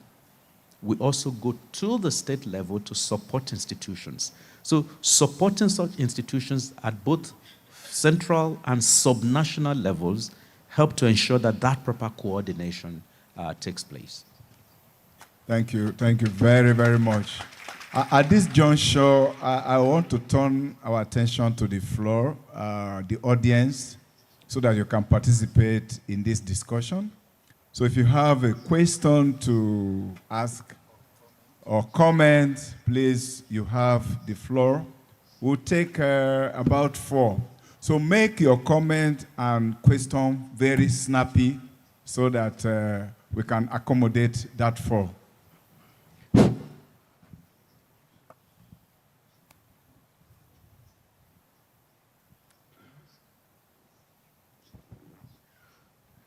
Thank you, Mr. Chairman. My name is Professor Ndubisi Nwokoma from Lagos. I'll be very brief. I'm not going to give another lecture. I have people that would, so many policemen here who would, I can see one of them. So I think the issue of leadership is something you can't overemphasize. I think we can look at the issue of Asia and Africa. And I think the critical issue is dictators developed Asia. And the dictators also ran down Africa. And the issue of developmental state and all that, and the issue of having benevolent dictators, I think that's an issue that we know that leadership is very critical. Even in Nigeria, we can look at even states that are doing well. A state like Abia State, for example, for 24 years, was among the worst states. But within 2 years, we can see a difference. So leadership, I think the point you've made is very, very clear, and I want to agree with that. But the issue is how do we develop leaders to be able to do this job? Is very critical. Then the other issue is about homogeneity and the structure of governance. Homogeneity. Because there's this strong correlation between homogeneity and the rate of economic growth in many countries. When people have divergent value systems in the society, a place like China, they are largely homogeneous. Korea, they are homogeneous. And if not culturally, even in terms of values, these are very, very important. If you have people who are working at cross purposes in the society, it does not enhance economic growth. Even in Nigeria, you can see people in power. People that are working around them are people that from their cultural group. Another person comes in, another group, they'll have the people, and the country can develop, in that. So the structure of governance, to take into account this issue of heterogeneity, if the way you structure it, in the First Republic we had development, that is going on because the structure permitted the East to go at their own pace, the West. That take into account the issue of heterogeneity in the society. So that's another point. The last point I want to make is the issue of leakages in the system.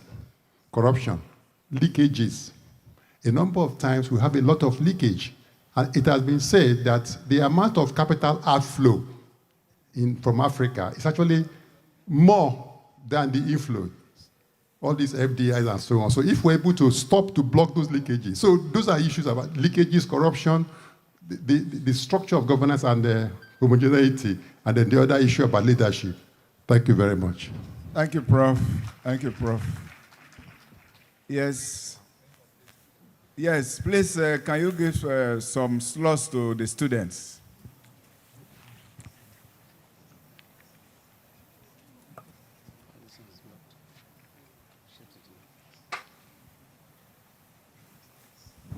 Thank you. Standing on the existing protocol. Also, sorry, sir, I'm not a student, I'm a lecturer. But I'm still a student anyway. Thank you. My name is A.F. Ayeni.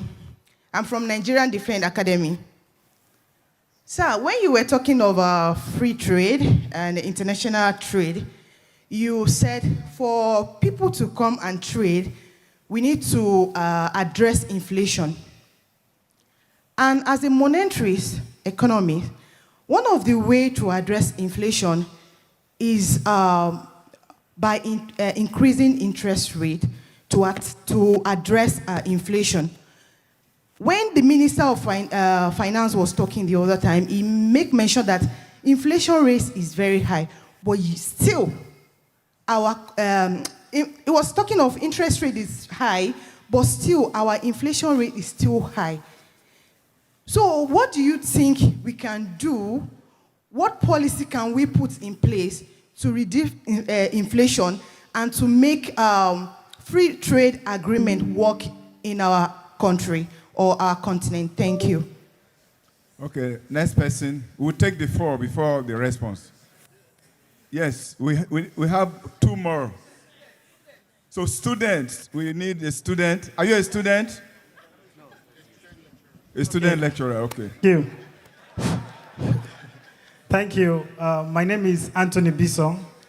I'm a PhD student, Federal University of Lafayette, and also a research associate with the Study for the Economies of Africa, CC. Please, I want to ask with regards the AFCFTA, because I think that's an area of interest. Sir, Prof, when you were speaking, I know you talked about issues of government being ready. I think there was a gap assessment, of which is still ongoing, conducted by the Center for the Study of the Economies of Africa. And then I can tell you for free, Prof, that in real times our institutions are not ready. We did an institutional assessment because they are fragmented. We have, in Nigeria particularly, a fragmented system, especially for the protocol on trade and services. For instance, there is no harmonized trade policy, let's say transport policy in Nigeria, and one of the sectors liberalized under the AFCFTA, the protocol on trade and services, is transport services. So they really don't have a policy in existence.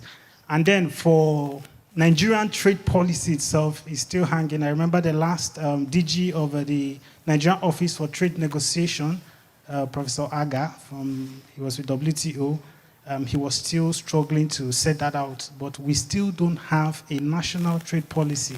How prepared are we then to trade within ourselves, Africa?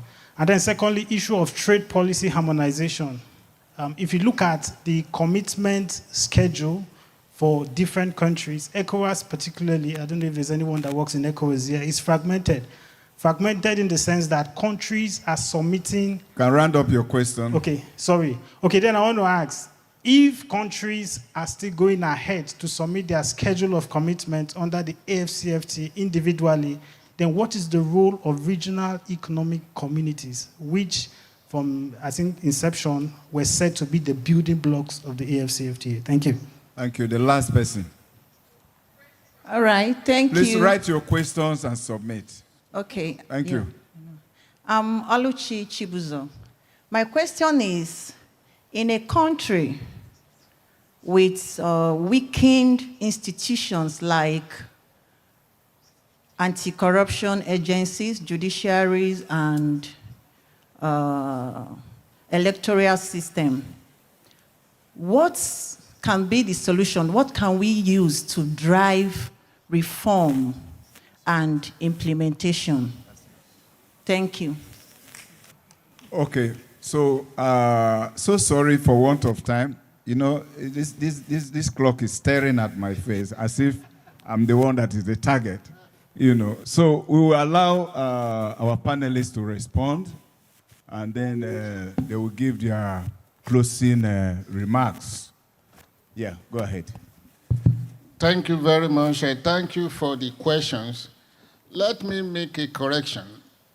I didn't say that for trade we need to reduce inflation and so on. Maybe I can put it like a frame that you will understand. When you talk about regional integration, regional trade agreement, and so on and so forth, we normally think at two levels: static gain and dynamic gain. Static, you don't worry about inflation. You do your business as it is. But for regional integration agreement to lead to sustainable development, to lead to the second round or ripple effect, then you need to deal with inflation. And why? If you do that, that's when you have hope of attracting foreign direct investment. And you must do that consistently for them to see the direction where the economy is going. Right now, the inflation rate is high, but again, let's put it in context. It used to be very close to 40, and it's still coming down. So I believe that very soon it will come to single digit if the policies are still working, the reforms are effective.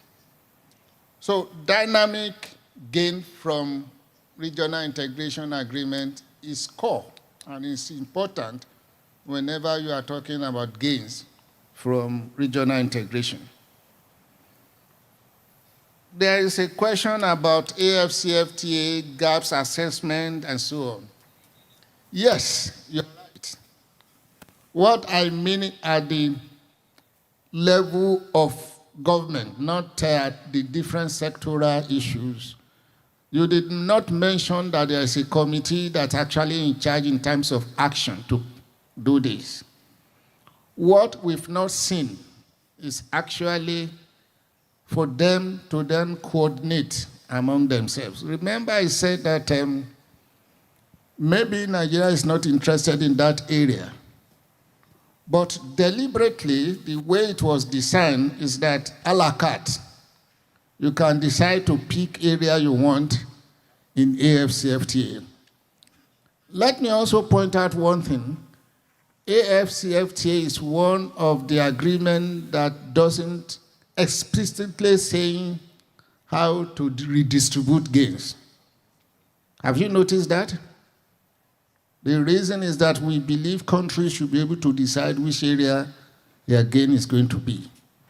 But services, to me, is very important, and I think government should do its homework in terms of taking advantage of services, especially services that has to do with human knowledge and skills.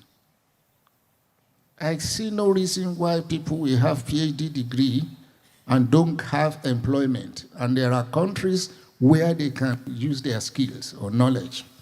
So it's important. You are right. Fred Agard, that's the former director of Nigeria Office of Trade Negotiation, tried his best in terms of bringing some of these together. But a tree can never make a forest. And I also know my people in trade Federal Minister of Industry, Trade and Development, the issue of trade policy, fragmentation, and so on is also with us. At ECOWAS level, for example, this is the 4th year that we've been trying to have common trade policy of ECOWAS. Not because we don't have the draft. We've called for more than 10 to 11 meetings, and there is no agreement. And without a common trade policy for ECOWAS, we cannot go to international fora to negotiate as an entity.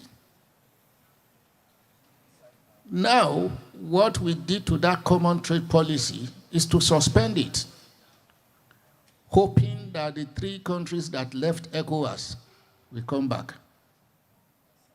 Again, diplomatic moves are going on to ensure that they are back, and then we can pick it up from there and try to cross that hurdle. But the implication for different countries is simple. It implies that they will surrender their trade policy instrument to ECOWAS. And I think from the body language of Nigeria in that negotiation, it's like we are not ready yet. Thank you, Prof. Oh, okay, thank you. Thank you very, very much. A round of applause for Prof. Okay, can you provide responses to your questions? Okay, so I have 33 seconds or something. Okay, let me start with Professor Wokoma. Very excellent point you made there. But I'll just give maybe just 1 word, 2 words answer to some of the questions you raised. Of course, I know you know the answers, but they're just rhetorical. The first question he asked, how do we develop leaders? Succession planning.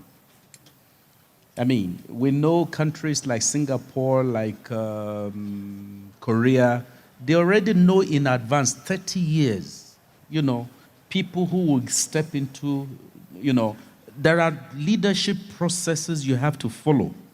If you don't follow it, once you deviate, you can't become a leader. Okay, so I think succession planning is one major answer to that question. Now, the second question on policy coherence, the second question is homogeneity. And I agree, I think mindset change is very important, which is what we don't have. Mindset change, and interestingly, we have a lot of institutions we have created in this country aimed to help us do that. National Orientation Agency, for example, even the National Youth Service Commission, National Youth Service Corps. Those are some of the institutions created that are aimed to help us harmonize, to help us coordinate, to help us have similar thinking about ourselves, about people, about culture, and so on. So I think we need to do more about changing our mindset, and if we can change our mindset, it's a very big thing, it's nebulous, it can also be ambiguous in some cases, but if we can do that, then we can make it happen. And the last point you made about leakages in the system, digitalization, institutional strengthening, those are some of the things some countries have done. Like I said, it makes traceability, you can trace resources. All those billions we're talking about, they pass through the system. They have to pass through some account, some banking system for it to happen. So if we're able to trace it, if we're able to also ensure that there's consequence management when people, you know, engage in such corruption, and we hold them accountable, like I said, in some countries where ministers, generals are in jail because of what they did. People, in some of those countries, if you invite someone to be a minister, you say, sorry, I'm not ready, I'm not interested. That's where they had got to. Because they know that you do anything, you'll be held accountable. And you'll even feel sorry about accepting the responsibility or the appointment than not doing so. Okay, so now the question from, I think that's Chibuzo, where institutions are weak, what do we need to do to strengthen anti-corruption? Well, I will talk from the bank's perspective. What we do from the bank's perspective to strengthen institutions, especially when they are weak, is to do what we call policy-based operations. Policy-based operations are some special lending that we give to countries that allow us to monitor the way they implement reforms, to also, to also supervise how such resources are used. In some of those cases, instead of relying on the institution, we use our own institutions like the procurement system, disbursement system, to ensure that we can checkmate how those resources move, where they move to, and so on and so forth. And we also get to hold them accountable to ensure that they are able to implement some reforms that we feel will help to further strengthen those institutions. I know I have time up. Thank you. Thank you very much. Thank you very much. We need to round up because the guy there is giving me a red card, and we have to round up. I want to thank the panelists, Prof. and Dr. Gunleye, so much. Another round of applause for them. And also the audience for your cooperation and very, very fantastic contribution. But before I drop the microphone, it's important to answer someone that is worried about inflation. You will agree that there is a very significant, deceleration that we have recorded. Just as Prof said, we're somewhere hovering around 40, and today we are, around 22. So that shows some improvement. We are on a disinflationary path. And I tell you, the outlook is good. It's good. It's good because one of the major drivers of inflation is exchange rate instability. And you can see the relative stability we have achieved over time. And so many other factors are pointing in the positive direction. So we are going to record further disinflation.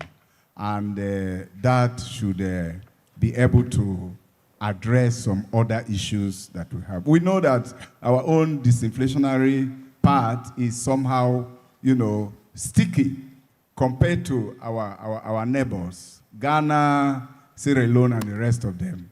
But the bank is working so hard to ensure that we return to the single-digit inflation.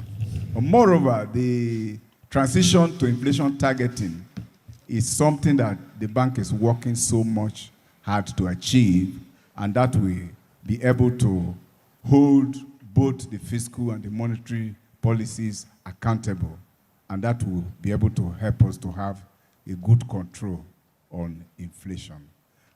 Somebody asked if this is not a talk shop as ever before, but it all depends on how you go away from here, what you take from here.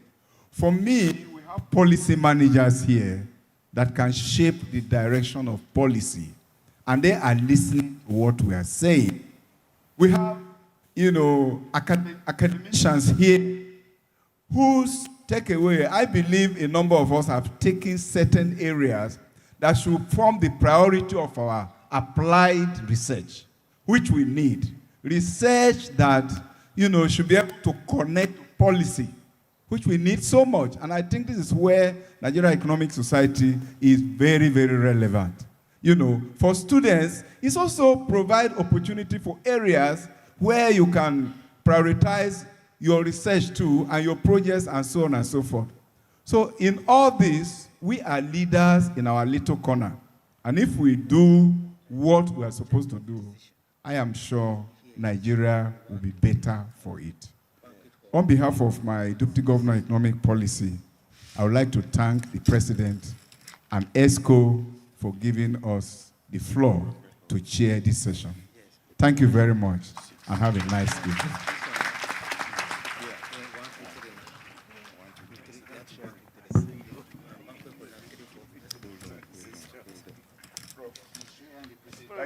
Thank you.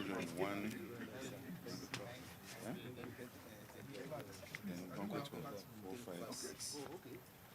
Then can we do our meeting?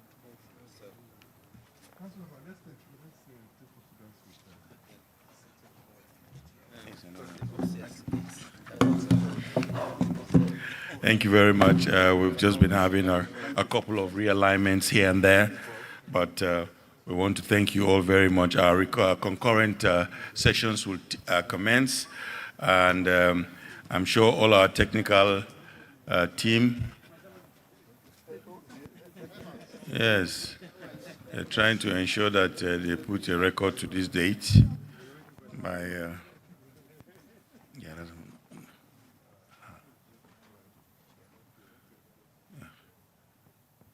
So let's register the presence. Thank you very much. Thank you so much. Photographers, are we okay? Thank you very much. Just for information, I have not gotten the final yes, whether our lunch is ready or not, but I'll give that to you. We need to go for lunch, but our concurrent sessions, concurrent session room 1, room 2, and room 3 will take place here in this auditorium. Concurrent sessions room 1, 2, and 3 is taking place here. At the banquet hall, we have room 4, 5, and 6. We have boardroom will take 7, and upstairs will take 8. So upstairs 8, boardroom 7, banquet 4, 5, and 6. So please let us do that. I think we could reconvene in the various sessions and have our technical meetings. Meanwhile, we want to thank you all very much for being a wonderful audience and let you know that we'll reconvene duly. Thank you very much.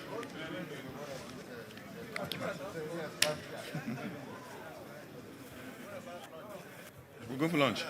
Yeah. Yes, we are all going for lunch. It's time for lunch. It's already past. It's time for lunch. Thank you.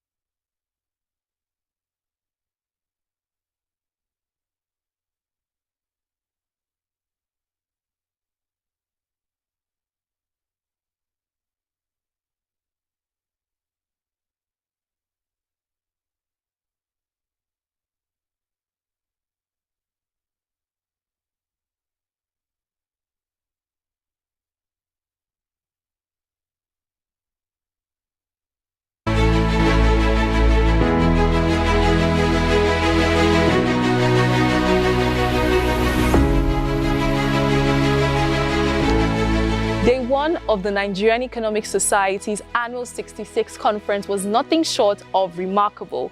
We kicked off with live concurrent sessions that set the tone for intellectual engagement, followed by a welcome address that reminded us the vital roles that economists play in the development of Africa's economy, not to mention the much-anticipated keynote speech by Bismarck J. Rewan, who emphasized that development in Africa will come with not just policies, but bold vision and action.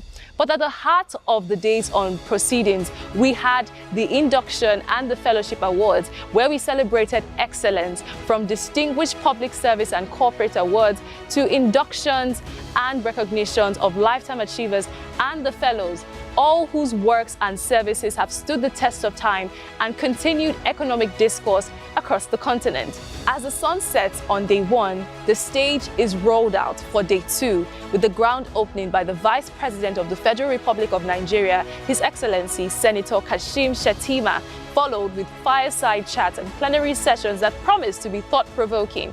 This is NES 66, and we're just getting started.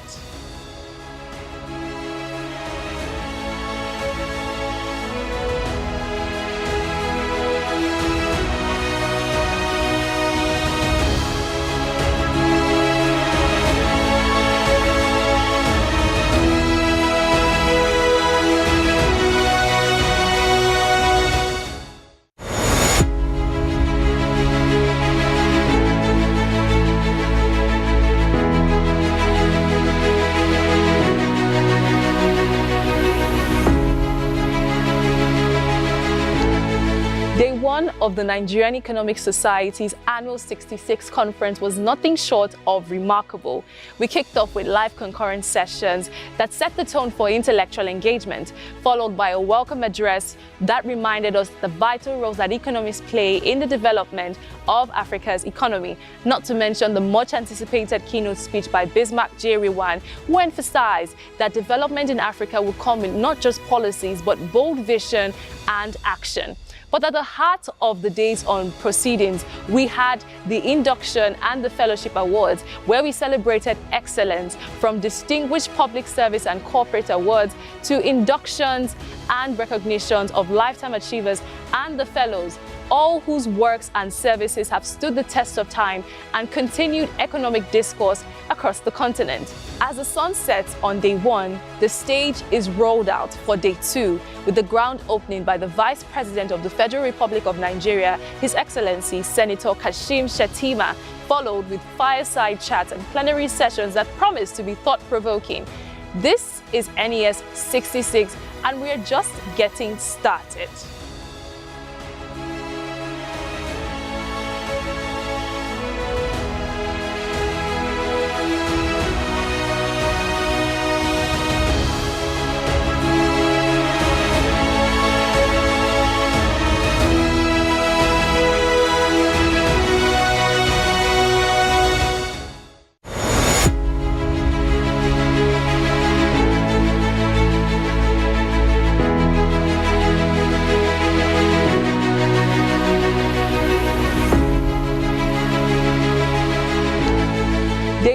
Of the Nigerian Economic Society's annual 66th conference was nothing short of remarkable.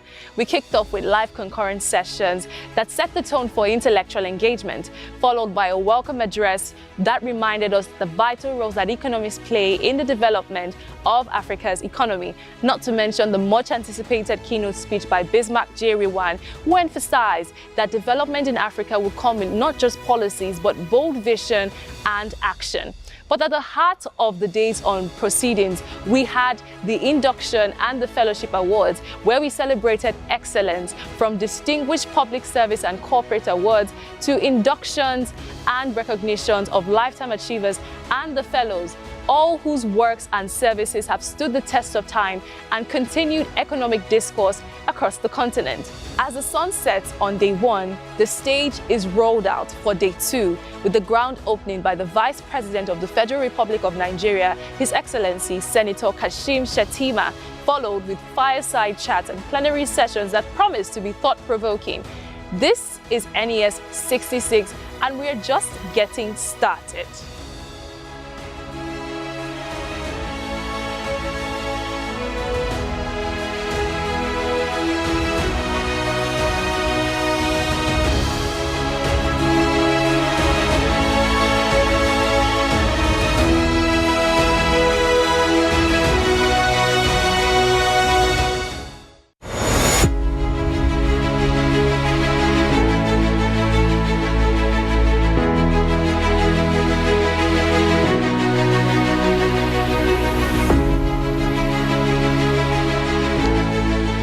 one of the Nigerian Economic Society's annual 66 conference was nothing short of remarkable. We kicked off with live concurrent sessions that set the tone for intellectual engagement, followed by a welcome address that reminded us the vital roles that economists play in the development of Africa's economy, not to mention the much-anticipated keynote speech by Bismarck J. Rewan, who emphasized that development in Africa will come with not just policies, but bold vision and action. But at the heart of the day's proceedings, we had the induction and the fellowship awards, where we celebrated excellence, from distinguished public service and corporate awards to inductions and recognitions of lifetime achievers and the fellows, all whose works and services have stood the test of time and continued economic discourse across the continent. As the sun sets on day one, the stage is rolled out for day two, with the ground opening by the Vice President of the Federal Republic of Nigeria, His Excellency Senator Kashim Shettima, followed with fireside chats and plenary sessions that promise to be thought-provoking.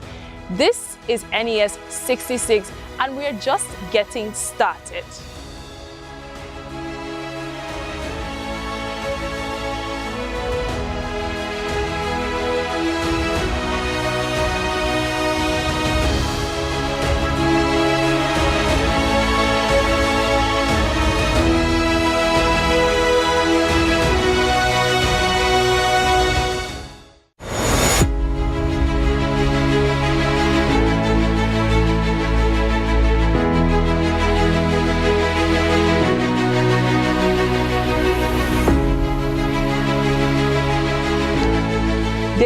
Of the Nigerian Economic Society's annual 66 conference was nothing short of remarkable.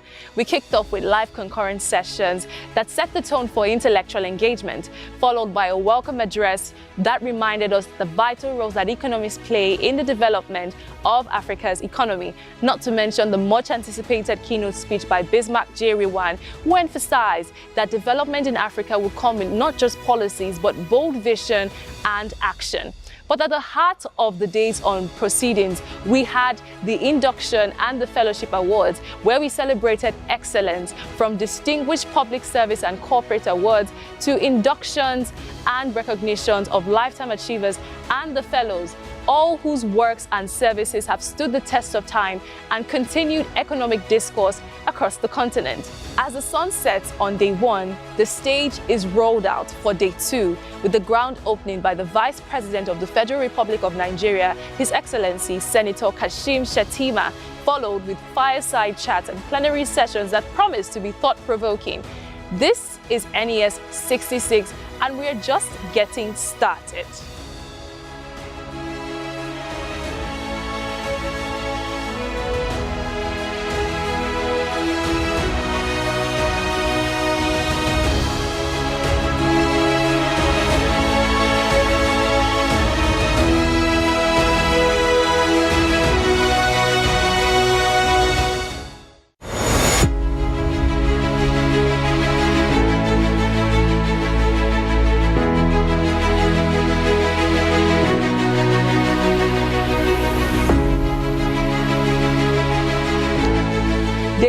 Of the Nigerian Economic Society's annual 66 conference was nothing short of remarkable.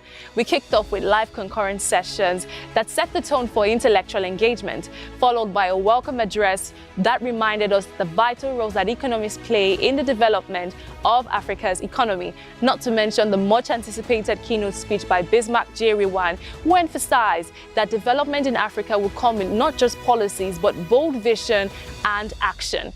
But at the heart of the day's proceedings, we had the induction and the fellowship awards, where we celebrated excellence, from distinguished public service and corporate awards to inductions and recognitions of lifetime achievers and the fellows, all whose works and services have stood the test of time and continued economic discourse across the continent. As the sun sets on day one, the stage is rolled out for day two, with the ground opening by the Vice President of the Federal Republic of Nigeria, His Excellency Senator Kashim Shettima, followed with fireside chats and plenary sessions that promise to be thought-provoking. This is NES 66, and we're just getting started.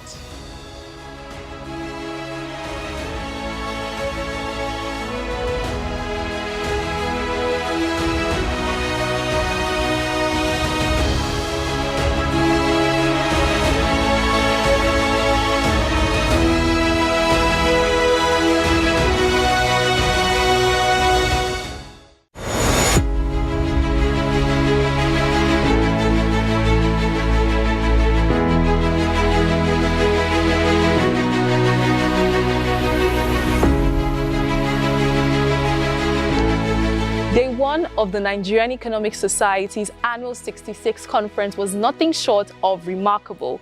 We kicked off with live concurrent sessions that set the tone for intellectual engagement, followed by a welcome address that reminded us the vital roles that economists play in the development of Africa's economy, not to mention the much anticipated keynote speech by Bismarck J. Rewan, who emphasized that development in Africa will come with not just policies but bold vision and action. But at the heart of the day's proceedings, we had the induction and the fellowship awards, where we celebrated excellence, from distinguished public service and corporate awards to inductions and recognitions of lifetime achievers and the fellows, all whose works and services have stood the test of time and continued economic discourse across the continent. As the sun sets on day one, the stage is rolled out for day two, with the ground opening by the Vice President of the Federal Republic of Nigeria, His Excellency Senator Kashim Shettima, followed with fireside chats and plenary sessions that promise to be thought-provoking. This is NES 66, and we're just getting started.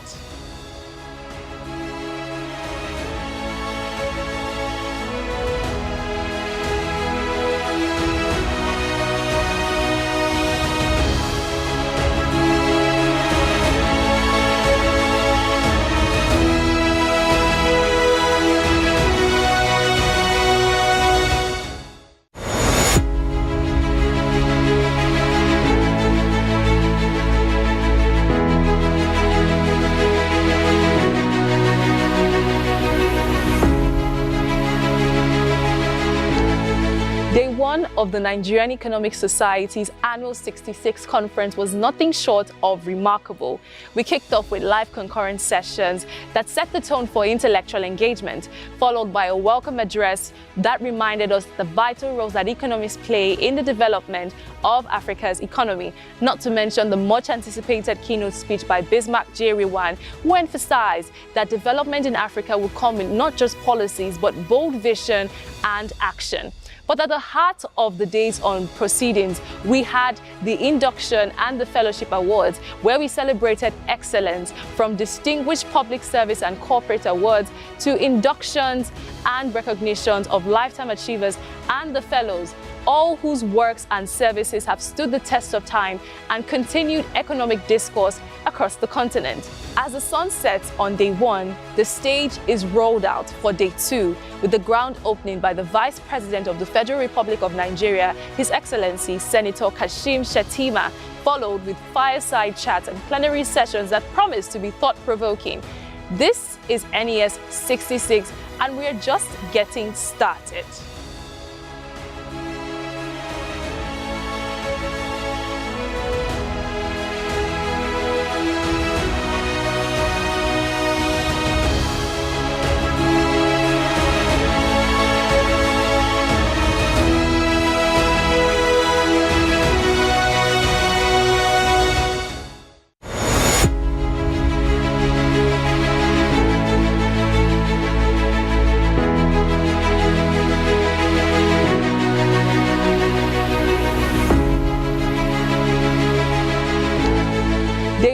Of the Nigerian Economic Society's annual 66 conference was nothing short of remarkable.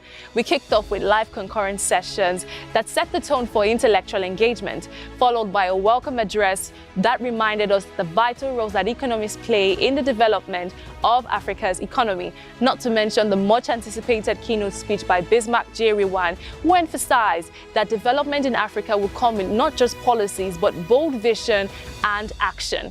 But at the heart of the day's proceedings, we had the induction and the fellowship awards, where we celebrated excellence, from distinguished public service and corporate awards to inductions and recognitions of lifetime achievers and the fellows, all whose works and services have stood the test of time and continued economic discourse across the continent. As the sun sets on day one, the stage is rolled out for day two, with the ground opening by the Vice President of the Federal Republic of Nigeria, His Excellency Senator Kashim Shettima, followed with fireside chats and plenary sessions that promise to be thought-provoking. This is NES 66, and we're just getting started.